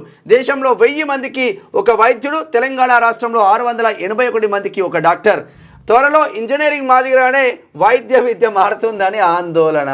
ఇంజనీరింగ్ మాదిరిగా అంటే ఏంటంటే వాళ్ళు కడితే బిల్డింగ్ ఉండదు, వాళ్ళు కడితే ఫ్రిడ్జ్ ఉండదు, ఇట్లా అటువంటి పరిస్థితులకు సివిల్ ఇంజనీర్ అయిపోతుంది కానీ బిల్డింగ్ కూడా విడిగా పెరిగిపోయినారు కానీ అవి ఇంజనీరింగ్ పనిచేస్తలేవు. తర్వాత ఇక్కడ వైద్య విద్య కూడా అట్లనే అయితే పరిచయం అవుతుందని చెప్పేసి. ఎందుకంటే కేసీఆర్ ఏం చేసిండు, మేము మొత్తం మెడికల్ కాలేజ్ అన్నాడు. నిజంగా అట్లా ఒక తీసుకురావడం మంచిదే, కానీ నిజంగా మరి ఇన్ఫ్రాస్ట్రక్చర్ అంటూ ఉండాలంటే రేకుల షెడ్లు ఇవి గోడౌన్లు ఉన్నాయి కదా, ఈ గోడౌన్లలో పెట్టిండు. ఈ గోడౌన్లో పడైతే ఏమవుతుంది, సూర్యాపేటలో పెట్టిండు, అప్రిషియేట్ మంచి కట్టిండు. అది నేను ఏమంటానంటే మంచి నిర్మాణం ఉండి మంచిగా దానికి సంబంధించినటువంటి స్టాఫ్ని, డాక్టర్ని వాళ్ళందరినీ కూడా తీసుకొని ప్రొఫెసర్లు, అసిస్టెంట్ ప్రొఫెసర్లు వీళ్ళందరూ కూడా ఉండి మంచిగా విద్యా బోధన జరగాలి. విషయం ఏంటంటే యాక్చువల్గా ఈ హాస్పిటల్ ఏవైతే ఉంటాయో అంటే ఉస్మానియా, తర్వాత గాంధీకి సంబంధించి, తర్వాత ఇక్కడ నిమ్స్ హాస్పిటల్కి సంబంధించి వీళ్ళకి ఇక్కడ ఏమవుతుందంటే ఈ కాలేజీలకు సంబంధించి, మెడికల్ కాలేజీలకు సంబంధించి చాలా సేవలు దొరుకుతాయి. అంటే ఎందుకనంటే వీళ్ళకి అవకాశం ఎక్కువ ఉంటుంది. తర్వాత అనాథ సేవలు దొరుకుతాయి. తర్వాత ఇంకేంటంటే ఇక్కడ పోస్ట్ మార్టం చేయడానికి ఎక్కువ అక్కడ తీసుకొస్తుంటారు. దీని ద్వారా ఏమవుతుందంటే ఈ మెడికల్ స్టూడెంట్స్ ఎవరైతే ఉంటారో, ఎవరైతే ఎంబీబీఎస్ చదువుతున్న విద్యార్థులు ఉంటారో, ప్రాక్టికల్స్లో అసలు యాక్చువల్గా మనిషిలో ఉన్నటువంటి భాగాలు ఏమున్నాయి, నిజంగా అసలు అట్లా పుట్ట కోసుడు, తర్వాత ఇవన్నీ కూడా శవాలను కోస్తారు. వాళ్ళు కోసిన తర్వాత వాళ్ళు ఉన్నటువంటి అవయవాలు ఎట్లా పనిచేస్తున్నాయి, ఏం కథ, ఇదంతా కూడా చూస్తుంటారు. ఎందుకంటే మా ఫ్రెండ్ వాళ్ళ తమ్ముడు కూడా ఇట్లా ఇక్కడ గాంధీలో ఉండే, ఇప్పుడు అమెరికాలో ఉన్నాడు. అయితే అట్లా ఉంటుండే. అయితే ఫస్ట్ స్టార్టింగ్లో కొంచెం వరకు భయపడతారు పిల్లలు. అంటే కొంతవరకు అంటే మెడికల్ ఫీల్డ్లోకి వెళ్ళిన వాళ్ళు ఎంబీబీఎస్ చేస్తున్నప్పుడు భయపడతారు. ఎందుకు వణుకుతున్నాయి అంటే సరిగ్గా శవాలు వస్తలేవు, వాళ్ళకు కావాల్సినన్ని శవాలు, కావాల్సినటువంటి అవన్నీ కూడా దొరికినాయి అనుకో, వస్తే వాళ్ళకి ఏమంటే వణుకారు. రెగ్యులర్గా వేస్తుంటే ఏం కాదు, ఎప్పుడో ఒకసారి వచ్చేసరికి వణుకుతుంది. ఎందుకంటే కొయ్యాలన్నా వద్దా ఇట్లా అంటున్నది అనమాట. ఇటువంటి పరిస్థితి ఉంటుంది. ఇగో ఎట్లా చూడరు ఒకసారి. ఆసిఫాబాద్ వైద్య కళాశాల పరిస్థితి ఘోరంగా తయారైంది. ఇక్కడ పనిచేసేందుకు అధ్యాపకులు రావడం లేదు. 27 మంది ప్రొఫెసర్ల పోస్టులు మంజూరు కాగా ఇద్దరే ఉన్నారట ప్రొఫెసర్లు. 27 మందికి ఇద్దరు ఉన్నారట.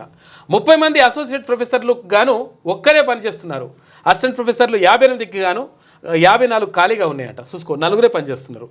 ఇక అమ్మాయిల వసతి గృహాన్ని మార్కెట్ కమిటీ కార్యాలయంలో చూసుకో.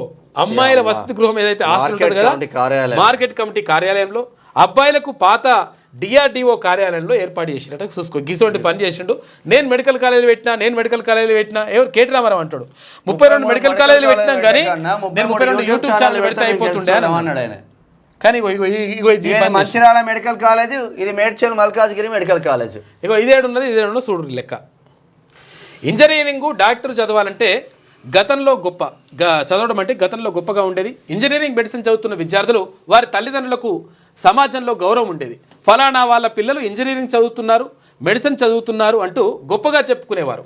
ఇంజనీరింగ్ పూర్తి చేసిన తర్వాత మంచి కొలువులు దొరికేవి. అలాంటిది ఇంజనీరింగ్ విద్యలో క్రమంగా నాణ్యత తగ్గిపోయింది. ఫీజు రియంబర్స్మెంట్ కోసం ముబ్బడిగా ఇంజనీరింగ్ కాలేజీలు పెట్టడంతో సాంకేతిక విద్యలో నాణ్యత కురవడింది. బీటెక్ పూర్తి చేసిన విద్యార్థులు ప్రస్తుతం చిన్న ఉద్యోగాలు, చివరికి డెలివరీ బాయ్స్ గాను, క్యాబ్ డ్రైవర్లు గాను పనిచేస్తున్నారు. చాలా మందికి అలాంటి ఉపాధి కూడా దొరకడం లేదు. ఇప్పుడు వైద్య విద్య పరిస్థితి కూడా దాదాపు ఇలాగే తయారయ్యే పరిస్థితులు కనిపిస్తా ఉన్నాయి. ప్రజలు దేవుళ్ళుగా భావించే వైద్యులే ఇప్పుడు ఉన్న పరిస్థితి. ప్రభుత్వానికి ప్రైవేట్ మెడికల్ కాలేజీల పైన ఉన్న ప్రేమ ప్రభుత్వ మెడికల్ కాలేజీల పైన లేదు. ప్రభుత్వానికి ప్రైవేట్ యూనివర్సిటీల పైన ఉన్న ప్రేమ ప్రభుత్వ యూనివర్సిటీల పైన లేదు. అందు గురించి ఇట్లా తయారవుతున్నాయని చెప్పుకోవచ్చు. సర్కారీ స్టార్ హోటల్ అంట సుస్మరిగా, ఎందుకంటే ప్రైవేట్ సెంటర్ అంట. 582 కోట్ల రూపాయలతో 5 స్టార్ హోటల్ను నిర్మించనున్న రాష్ట్ర ప్రభుత్వం. అందులోనే ఏ గ్రేడ్ ట్రేడ్ సెంటర్ 3 ఎకరాల్లో 15 అంతస్తులుగా. అయితే రాయదుర్గంలోని ఐకియా పక్కన పలు దేశాల కంపెనీల వ్యాపార వాణిజ్య లావాదేవీలకు కేంద్రంగా. ఇక టైమ్ స్క్వేర్, టీ వర్క్స్ భవనాల్లో అండర్ గ్రౌండ్ అనుసంధానం చేస్తారట.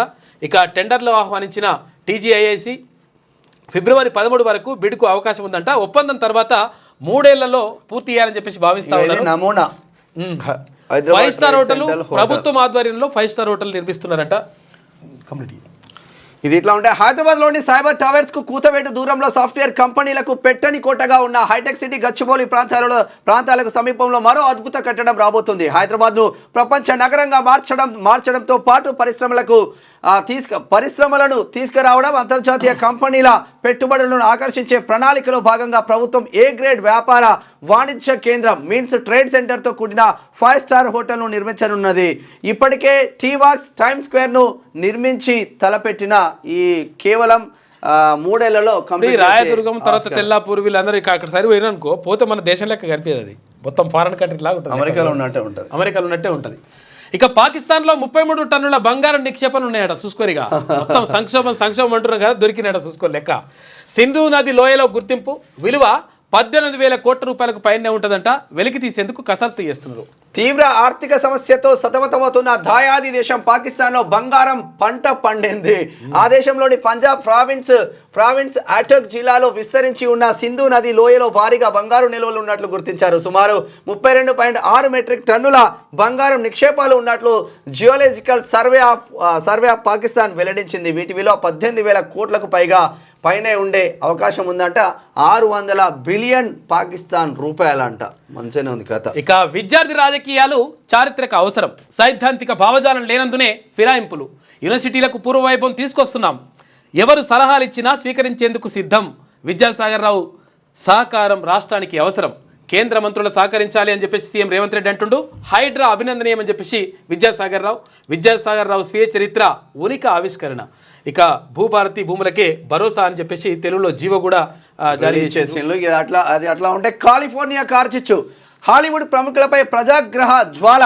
నీటి కొరత కారణంగా అదుపులోకి రాని మంటలు, ఇళ్లను కాపాడుకోవడానికి విచ్చలవిడిగా ఖర్చు చేస్తున్న హాలీవుడ్ ప్రముఖులు. ప్రైవేట్ ఫైర్ ఫైటర్లకు గంటకు $2,000 ఇస్తున్న వైనం నీటి కొరతకు సెలబ్రిటీలే కారణమంటూ ప్రజల ఆగ్రహం. గతంలో నిబంధనలు ఉల్లంఘించి తోటలకు నీటిని అడ్డగోలుగా వాడారని ఆరోపణల 12,000కు పైగా నిర్మాణాలు దగ్ధం, మరో 57,000కు ఇళ్లకు ముప్పు ఉందంట. కాలిఫోర్నియా నీళ్లు మొత్తం నీళ్ళే వాడుతున్నారంట. ప్రజలకు నీళ్ళ ఇబ్బందులు వస్తుంది. వీళ్ళపైన అమెరికా ప్రజలు కార్చిచ్చు అయితే విషయం ఏంటంటే బాగా అత్యంత సంపన్నులు ఉన్నటువంటి ఈ ప్రాంతం మొత్తం సర్వనాశనం అయిపోయింది. తర్వాత అత్యంత సంపన్నులు ఉంటారు. తర్వాత హాలీవుడ్కి సంబంధించినటువంటి ఇప్పుడు ఇవి ఉంటాయి కదా, ఏమంటారు అవార్డ్స్, ఆస్కార్ అవార్డ్స్ ఫంక్షన్స్ కూడా అక్కడనే జరుగుతాయి. అవన్నీ కూడా పాపం చూడాలిగా. కొంచెం తిని పెంచమ్మా, అన్నీ కొంచెం ఎక్కువ సైజులో ఉండాలి. నటి అంశుని ఉద్దేశించి దర్శకుడు త్రినాథరావు వివాదాస్పద వ్యాఖ్యలు సోషల్ మీడియాలో వైరల్, నెటిజన్ల ఫైర్. ఇలాంటి వ్యక్తులను చిత్ర పరిశ్రమ నుంచి బహిష్కరించాలని డిమాండ్. ఇటువంటి చాలా మంది ఉన్నారు. వాస్తవం కొంచెం తిని పెంచమ్మా, అన్ని కొంచెం ఎక్కువ సైజులో ఉండాలంట. మరి ఏమి ఎక్కువ సైజులో ఉండాలో ఏం కథ ఇది ఈయనదేందో మళ్ళా మొత్తం నెటిజన్స్ అయితే ఫైర్ అవుతున్నారు. కొంచెం పెంచమ్మా నటిని ఉద్దేశించి అంటున్నారు. మరి ఏం పెంచాలో మరి ఏందో కథ అయిన సంగతి. సినిమాలలో కథ ఇట్లుంటుంది కొంతమందిది. ఇలాగైనా ఊరెళ్తాం. 3 రోజుల్లో ఏపీ వైపునకు 60,000కు పైగా బైకులు, బస్సులు, రైళ్లలో ఛార్జీల మోత. తాళలేక బైకులపై సొంతులకు, కార్లలోనూ పలువురు ప్రయాణం. టోల్ గేట్ల వద్ద బారులు. సంక్రాంతి ప్రభావంతో హైదరాబాద్ రహదారులు ఖాళీ. చాలా దూరం ఉన్నా కానీ బైకుల పైన కూడా 100 కిలోమీటర్లు కూడా బైకుల పైన వెళ్తున్నారట.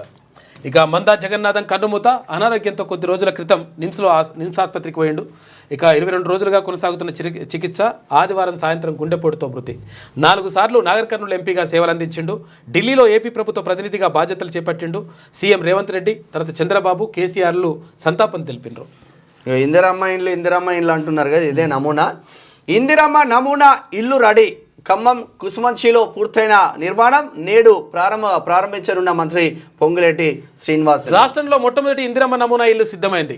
ఖమ్మం జిల్లా కుసుమంచిలో నిర్మితమైన ఈ ఇంటిని గృహ నిర్మాణ రెవెన్యూ శాఖ మంత్రి పొంగులేటి శ్రీనివాసరెడ్డి సోమవారం ఉదయం 7 గంటలకు లాంఛనంగా ప్రారంభించనున్నారని చెప్పేసి ఇవాళ ప్రారంభిస్తారట. ఇది ఇందిరమ్మ ఇల్లుకు సంబంధించింది. ఇక ఛత్తీస్గఢ్లో ఎన్కౌంటర్, 5 నక్సల్స్ మృతి, 5 తుపాకులు, ఒక BGL లాంచర్ సీజ్. నారాయణపూర్ జిల్లాలోని భారీ డంప్, వాటిలో భారీగా బాంబులు అంట. సుక్మాలో IED పేలి బాలికకు గాయాలు. బాణం బాంబులు అంటేవి. అదొకటి. మళ్ళా నీతి ఏ పార్టీ ఎమ్మెల్యేలు కౌశిక్ రెడ్డి, సంజయ్ కుమార్ మధ్య తీవ్ర వాగ్వాదం, తోపులాట. కరీంనగర్ ఉమ్మడి జిల్లా సమీక్ష రసబసగా మారింది. సంజయ్ మాట్లాడుతుండగా అడ్డుకున్న కౌశిక్, నీది ఏ పార్టీ అంటూ నిలదీత. ఇక రాజీనామా చేసి గెలవాలని సవాల్ విసిరిండు. నువ్వే పార్టీ నుంచి వచ్చినావని చెప్పేసి సంజయ్ అంటున్నాడు. వాస్తవం ఆంధ్రజ్యోతిలో ఉన్న వార్తా కథనాలు అయితే ఒకసారి శనార్థి తెలంగాణ చూద్దాం. ఇక బ్లాక్ సారీలో శ్రీలీల రచ్చ చేస్తున్నారంట. పార్టీ బొమ్మలా ఉందంట. బార్బీ బొమ్మ. చిన్నగా ఉన్నట్టుంది. సంక్రాంతి సంబరం 24 వరకు గ్రామ సభలు పూర్తి. ఇక 26న రైతు భరోసా కూలీలకు సాయం, ఇందిరమ్మ ఇల్లు, రేషన్ కార్డుల పంపిణీ. ఇచ్చిన మాట నిలబెట్టుకుంటున్న రేవంత్ సర్కార్. ప్రజల్లో ఆనందోత్సవాలు. ఒకేసారి 4 పథకాలు అమలు రాబోతుందంట. ఒకేసారి నాకు భేషజాలు లేవు. తెలంగాణ కోసం ఎవరినైనా కలుస్తా. అభివృద్ధికి సహకరించాలని మోడీని కోరా. రాష్ట్రం 1 ట్రిలియన్ ఎకానమీకి నా కళ. న్యూయార్క్, టోక్యోతో హైదరాబాద్కు పోటీ. సిద్ధాంతాలు లేకనే పార్టీ ఫిరాయింపులు. విద్యార్థులు రాజకీయాల్లో ఉండాలి. వారి వల్లే తెలంగాణ రాష్ట్ర సహకారం. ముఖ్యమంత్రి రేవంత్ రెడ్డి. విద్యాసాగర్ రావు ఉనికా పుస్తకం ఆవిష్కరించారు. నాకు ఎలాంటి భేషజాలు లేవని చెప్పేసి ముఖ్యమంత్రి చెప్తా ఉన్నాడు. ఒక్క నిమిషం కట్ చేయాలి. చెప్తా ఉన్నారు. ఎందుకంటే నిజంగా కూడా అసలు యాక్చువల్గా ఎలక్షన్స్ మట్టికి ఇవన్నీ కూడా ఉండాలి. కానీ తర్వాత ఏంటంటే ఇవన్నీ పక్కకు పెట్టి ఫస్ట్ ప్రజలు ఇంపార్టెంట్ కదా. ప్రజలు ఎన్నుకునేది ప్రజలకు మంచి ఏమని చెప్పి ఎన్నుకుంటారు. కొంతమంది ఏం చేస్తుంటారు, అవన్నీ పక్కకు పెడతారు. అవన్నీ పక్కకు పెట్టేసి వీటిని పక్కకు పెట్టేసి అది చేస్తుంటారు. ట్రెజరీ బెంచెస్ వైపు నుంచి ఎప్పుడు ముఖ్యమంత్రి గారు మాట్లాడాలనుకున్న స్పీకర్ గారు మైక్ ఇచ్చేవాళ్ళు. సహజంగా ముఖ్యమంత్రి గారు కాబట్టి మైక్ ఇస్తారని ఒక భావన. కానీ ప్రధాన ప్రతిపక్ష నాయకుడు కూడా ఎప్పుడు ఏలు చూపించిన స్పీకర్లు ప్రధాన ప్రతిపక్ష నాయకుడికి మైక్ ఇచ్చి సభానాయకుడికి ఎంత అవకాశము, సభానాయకుడు విషయాలను చెప్పడానికి ఎంత అవకాశం ఇచ్చేదో ప్రధాన ప్రతిపక్ష నాయకుడు కూడా అంతే అవకాశం ఇచ్చి ప్రభుత్వం తీసుకుంటున్న విధానపరమైన నిర్ణయాలను, పరిపాలనపరమైన అనుమతులను ప్రతిపక్షాలు సలహాలు సూచనలు ఇవ్వడానికి, విమర్శించడానికి, అవసరమైతే నిరసన తెలపడానికి, రాస్తా రోకోలు చేయడానికి నిర్ణయించిందే శాసనసభ. ఆ శాసనసభలో ప్రభుత్వం అంటే అధికార పార్టీలో గెలిచిన వాళ్ళే కాదు. ప్రభుత్వము అని అంటే ప్రతిపక్షము పాలకపక్షం కలిస్తేనే ప్రభుత్వం. ఈరోజు కాంగ్రెస్ పార్టీలో గెలిచిన 65 మందే ప్రభుత్వం కాదు, 119 మంది శాసనసభ్యులు కలిస్తేనే ప్రభుత్వం. అందులో ఎవరి బాధ్యత వాళ్ళు నిర్వహించడానికి రాజ్యాంగంలో ఎవరికి వాళ్ళ పాత్రను విభజించి చూపించారు. ఈ 65 మంది విధానపరమైన నిర్ణయాలు తీసుకుంటారు మంత్రివర్గ ఆమోదంతో. అందులో లోపాలు ఉంటే ఎత్తి చూపడానికి ప్రధాన ప్రతిపక్షానికి ఉంటాయి. అదేవిధంగా విపక్షాలకు సంబంధించిన నాయకులకు కూడా ఒక ఫ్లోర్ లీడర్ ఉండడం, ఆయా పార్టీలు ఆ విధానాలలో ఉన్న లోపాలను ఎత్తి చూపడానికే మనం ఈ చట్టసభలను ఏర్పాటు చేసుకున్నాం.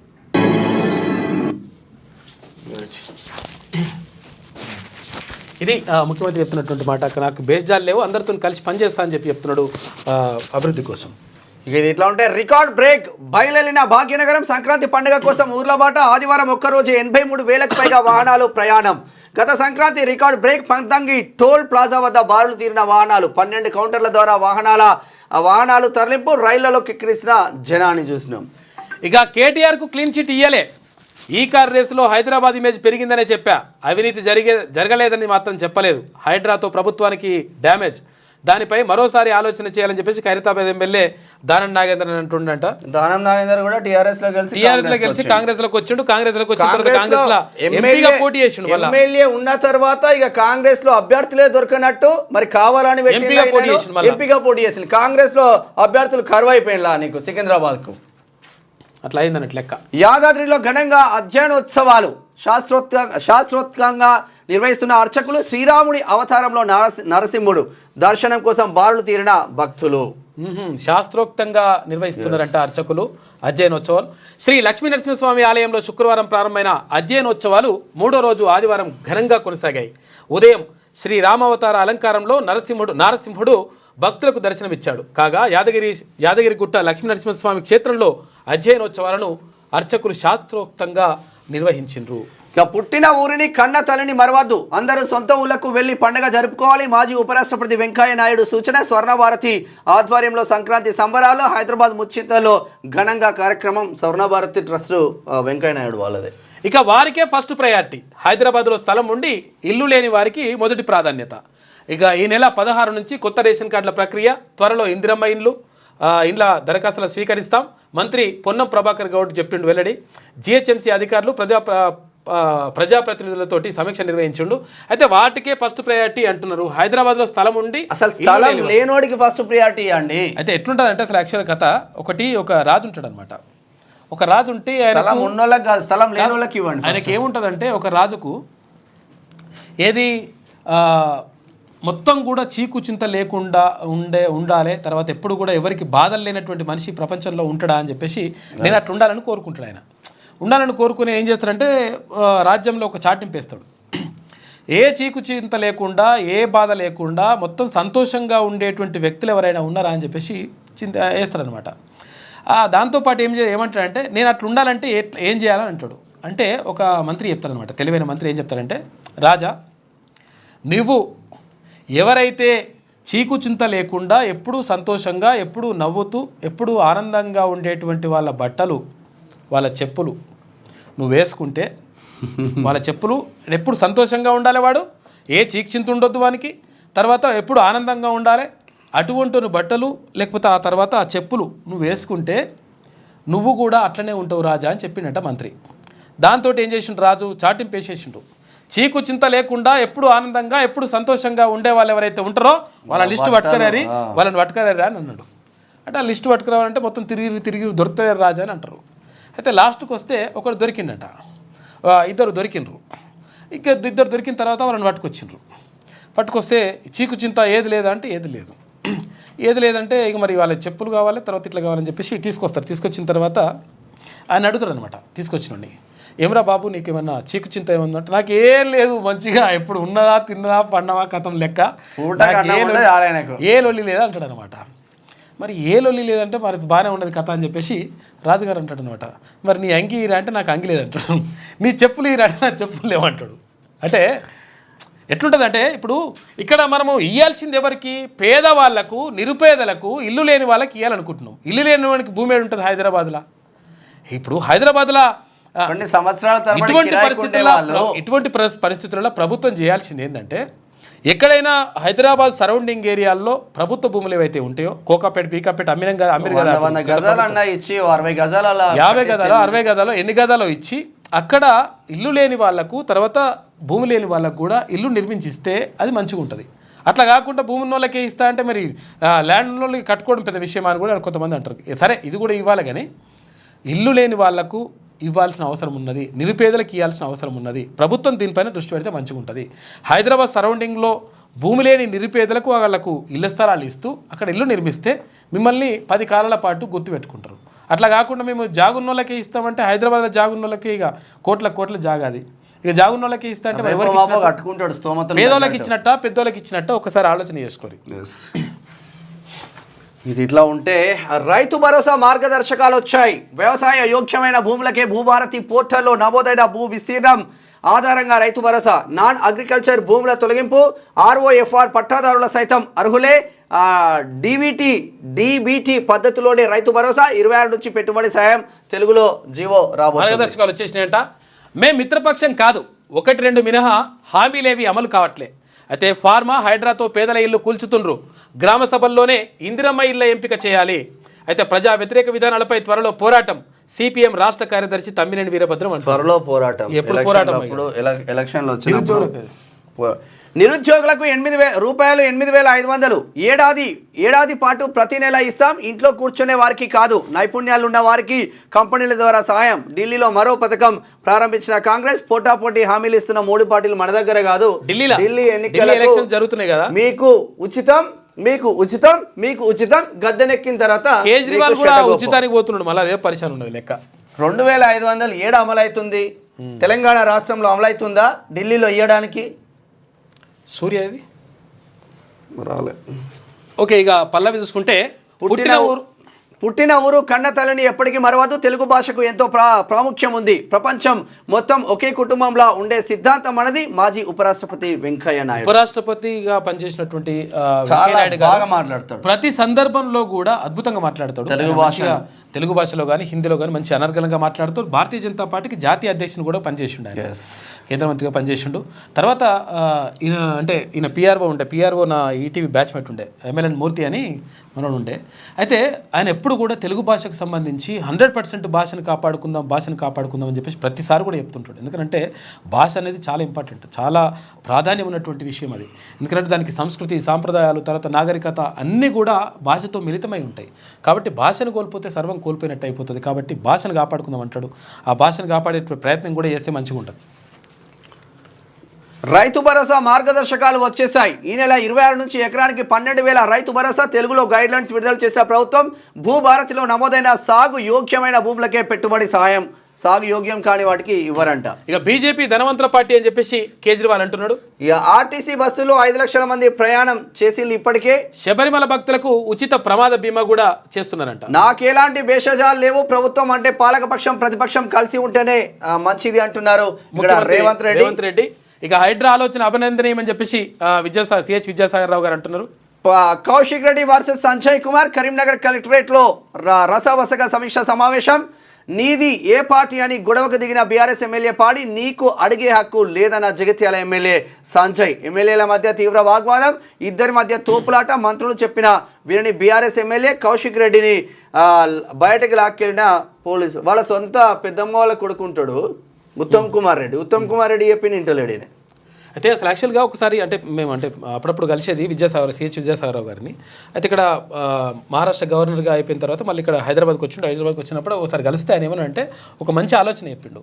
అయితే విషయం ఏంటంటే భారతదేశానికి 2వ రాజధానిగా హైదరాబాద్ ఉంటే మంచిది ఉంటుందని చెప్పి చాలామంది అంటున్నారు కదా.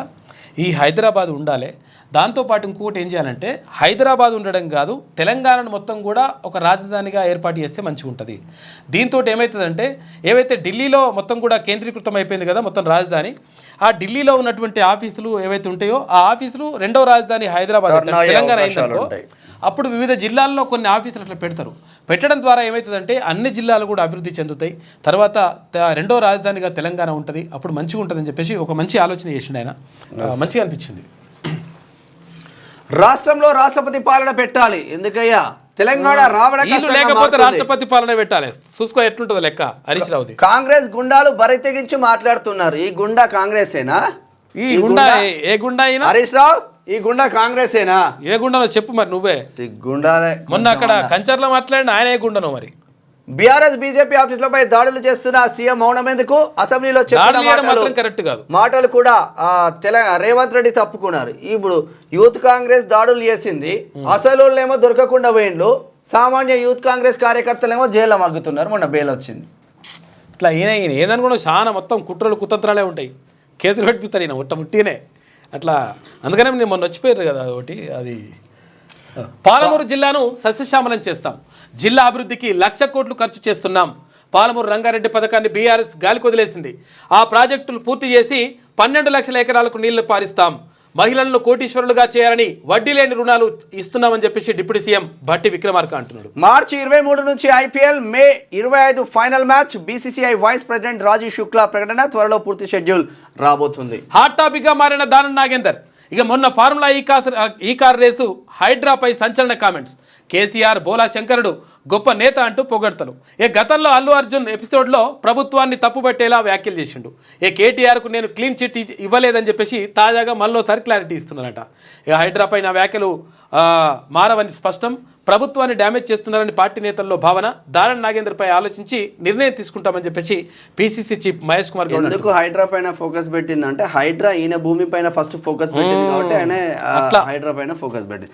దగ్గుబాటి ఫ్యామిలీపై కేసు. దక్కన్ కిచెన్ హోటల్ కూల్చివేత కేసులో ఎఫ్ఐఆర్ నమోదు. పూర్తి విచారణ జరపాలని ఫిలిం నగర్ పోలీసులకు నాంపల్లి కోర్టు. దీనిపైన బాగా పోటీ చేస్తుండు నందు. పోటీ చేస్తున్నాడు బాగా. మాజీ ఎంపీ జగన్నాథం కన్నుమూత నిమ్స్ ఆసుపత్రిలో చికిత్స పొందుతూ మృతి చెందింది. ఇది ఇట్లా ఉంటే ఒకసారి ఆంధ్ర ప్రభా చూద్దాం. ఇక పాలక విపక్షాలు కలిస్తేనే ప్రభుత్వం అని చెప్పేసి ముఖ్యమంత్రి రేవంత్ రెడ్డి కుంభమేళ వేలయ ముస్తాబైన ప్రయాగ్రాజ్. ఇవాల్టి నుంచి త్రివేణి సంగమంలో ప్రత్యేక పూజలు, పవిత్ర స్నానాలు ఉంటాయంట. మొత్తం కూడా హరహర మహాదేవ చూడవచ్చు. ఇక్కడ చిత్రంలో పిక్చర్లో చాలా పెద్ద ఎత్తున ఏర్పాట్లు అయితే చేసిండ్లు. ఇక మకర జ్యోతికి పొట్టెత్తిన భక్తులు. పంబా వరకు క్యూ లైన్లు. దర్శనానికి 12 గంటలు. భక్తులకు 5 లక్షల ఉచిత ప్రమాద బీమా. పథకానికి ట్రావెన్కోడ్ దేవస్థానం బోర్డు శ్రీకారం. శబరిమల కార్మికులకు 10 లక్షలకు మరో బీమా పథకం. పాక్షిక అంగవైకల్యానికి మంచి నిర్ణయం తీసుకున్నారు. భక్తులకు 5 లక్షల రూపాయల ఉచిత ప్రమాద. చాలా మంది చనిపోతూ ఉంటారు. ఎందుకంటే యాక్చువల్ గా మకర జ్యోతిని చూడడానికి అయ్యప్ప భక్తులు పరమ పవిత్రంగా భావిస్తారు. మకర జ్యోతిని దర్శించి సంక్రాంతి రోజు జన్మ ధన్యమైనట్టుగా చూస్తారు. కాబట్టి వాళ్ళు అంటే నిజంగా కూడా అయ్యప్ప స్వామి నిజంగా కూడా శాస్త్ర సన్నిధిలో అభిషేకం, ధర్మశాస్త్ర సన్నిధిలో అభిషేకం, ఆవు నెయ్యి తెచ్చినాము అయ్యప్ప, ఇట్లా మంచి పాటలతోటి వాళ్ళు నిజంగా కూడా భక్తి శ్రద్ధలతోటి చేసుకుంటారు. అయ్యప్పలు నిజంగా కూడా ఆ అయ్యప్ప స్వామి తమకు ఆవాహనం అవుతున్నట్టుగా, తర్వాత మంచి జరుగుతున్నట్టుగా చేస్తారు. అంటే కొంతమంది వల్ల ఇది ఇంకో బ్యాచ్ ఉన్నది. కొంతమంది అయ్యప్ప వాళ్ళు ఎందుకు వేస్తారంటే కొంతమంది అందరు కాదు, యాక్చువల్గా పరమ పవిత్రంగా వేసే 99% చాలా స్పష్టంగా వేస్తారు. ఎందుకంటే కొంతమంది కొన్ని తప్పించుకోవడానికి కొంతమంది తప్పించుకోవడానికి. కానీ అయ్యప్పలు భక్తులు నిజంగా కూడా నిజాయితీగా అంటే చలిలో కూడా చన్నీళ్లతో స్నానం చేస్తారు, ఒకే పూట భోజనం చేస్తారు, తర్వాత కంట్రోల్ చేసుకుంటారు, బూతులని మాట్లాడారు. మంచిగా ఉంటుంది లెక్క. అంటే 41 రోజుల పాటు చేస్తే, మండలం రోజుల పాటు చేస్తే కొంతవరకు మనిషిలో పరివర్తన వస్తుందని. అదే విధంగా ముందుకెళ్తే లైఫ్ చాలా మంది మారుతా ఉన్నారు వాస్తవంగా. అయ్యప్ప ఆశీర్వాదం ఉండాలని కోరుకుంటున్నాం. పాతకు స్వస్తి, కొత్తకు ఆహ్వానం. నేడు భోగి సంక్రాంతి సంబరాల్లో నేడు తొలి రోజు. ఇక కైట్లు స్వీట్లు. నేటి నుంచి 3 రోజుల పాటు ఇంటర్నేషనల్ కైట్ ఫెస్టివల్ ఉంటుంది. మహానగర ప్రజలకు విశిష్ట పండుగ. కులమతాలకు అతీతంగా జోష్ ఉండదు. కుటుంబ సమేతంగా సొంతూళ్లకు వెళ్ళిపోతా ఉన్నారు. పట్నం ఖాళీ అయిపోయింది. ఆర్ఓఎఫ్ఆర్ భూములకు భరోసా, మార్గదర్శకాలు విడుదల. తెలుగులో ఉత్తర్వులు 26 నుంచి ఖాతాలో జమ. సంజయ్ వర్సెస్ కౌశిక్ రెడ్డి తెలిసిందే మీకు. వికసిత్ భారత్ కు యువతే ఓనర్. యువతరంపై స్వామి వివేకానంద ఎంతో నమ్మకం. అయితే నాకు భారతదేశం యువతపై చాలా విశ్వాసం ఉంది. మీరు అన్ని సమస్యలకు పరిష్కారం చూపగలరు. వికసిత్ భారత్ యంగ్ లీడర్స్ కార్యక్రమంలో ప్రధాని మోడీ మాట్లాడారు. యువశక్తి ఖచ్చితంగా అభివృద్ధి చెందిన భారతదేశం కలను సాకారం చేస్తుందని చెప్పేసి ఆశాభావం. జగన్నాథం ఇక లేరు. అనారోగ్యంతో చల్లారని అగ్నికీలలు. లాస్ ఏంజల్స్ లో ఆరని అగ్ని అని చెప్పేసి ఒక వార్త.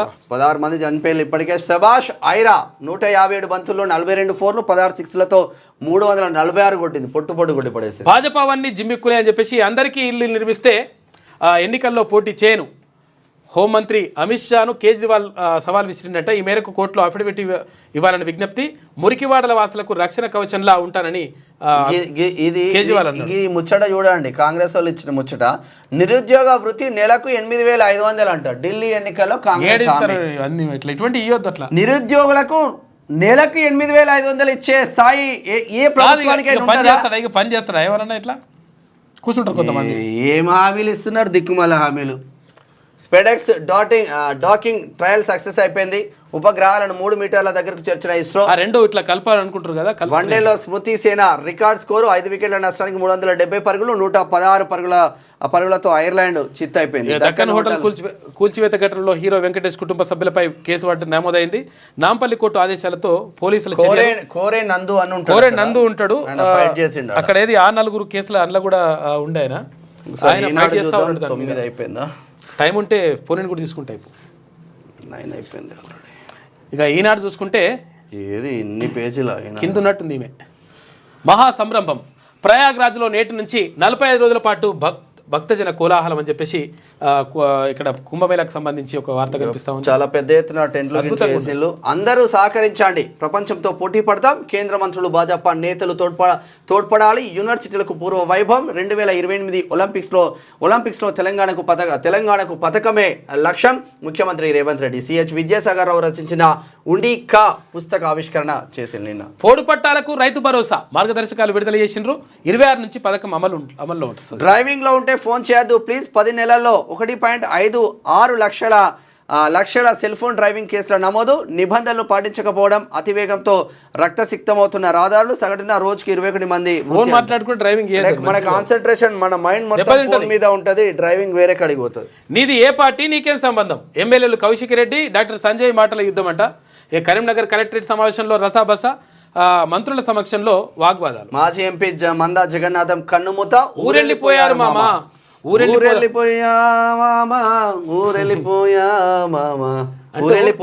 నగరవాసులంతా సంక్రాంతికి పల్లెబాట పట్టారు. పండుగ కోసం శుక్ర శనివారం ఆదివారాల్లో లక్షల మంది గ్రామాలకు. ఈ కారుకు 3.14 లక్షలు ఆదా. ద్విచక్ర వాహనానికి 11,000కు పైగా. 44 రోజుల్లో ఈవీల కొనుగోలుదారులకు దక్కిన రాయితీ. పరిశ్రమలకు 1,000 కోట్ల రూపాయల ప్రోత్సాహకాలు విడుదల. 50% సూక్ష్మ చిన్న తరహా పరిశ్రమలే ఉన్నాయంట. నాడి తప్పుతుంది వైద్య బోధన. ప్రభుత్వ మెడికల్ కళాశాలలో అధ్యాపకుల కొరత. చాలా చోట్ల అనాటమీ, ఫిజియోథెరపీ విభాగాలు ఖాళీ. ఆందోళన చెందుతున్న విద్యార్థులు. మాజీ ఎంపీ మందా జగన్నాథం కన్నుమూత. ఈమెను చూద్దాం ఒకసారి. యూరియా కోసం రైతుల బారులు. యూరియా కోసం రైతుల బారులు అన్నావు కానీ నువ్వేం చెప్పినావు కాక అప్పుడు? యూరియా ఫ్రీ ఏది రైతులకు 24 లక్షల టన్నులో, లేదంటే 26 లక్షల టన్నులో, లేదంటే 27 లక్షల టన్నులు మొత్తం ఫ్రీ అని చెప్పినావు. నేను పుట్టిందే అందుకు కావచ్చు అని సపాట్లు కొట్టిన పాలాభిషేకం. కార్యకర్తల పాపం వాళ్ళకి తెలియక 4 గజాలు ఎగిరిది వాళ్ళు. పాపం ఏమైంది? ఒకరికి ఒక 1/4 కిలో ఎరువు కూడా ఫ్రీగా ఇవ్వకపోతుంది. మళ్ళీ ఎరువుల గురించి నీకు రాసే అర్హత ఎక్కడిది? నీకు ఇచ్చిన 1/4 కిలోనన్నా కాక ఎంతైనా గ్రేటే. ఒక మాట అంటే మాట మీద కట్టుబడే ఉన్నాడు. నా మాట మీద నిలబడాడు ఆయన, మాట పక్కకుంటాడు. అట్లా కౌలు రైతుకేది భరోసా. భూభారతిలోని సాగు భూములకే రైతు భరోసా. మరో రైతు ఆత్మహత్య. ఇదెక్కడ? భువనగిరి నిర్బంధం. ఎక్కడికక్కడ నేతల అరెస్టు. రోజంతా ఉద్రిక్తత. కాంగ్రెస్ గూండాగిరిపై భగ్గుమన్న గులాబీ శ్రేణులు.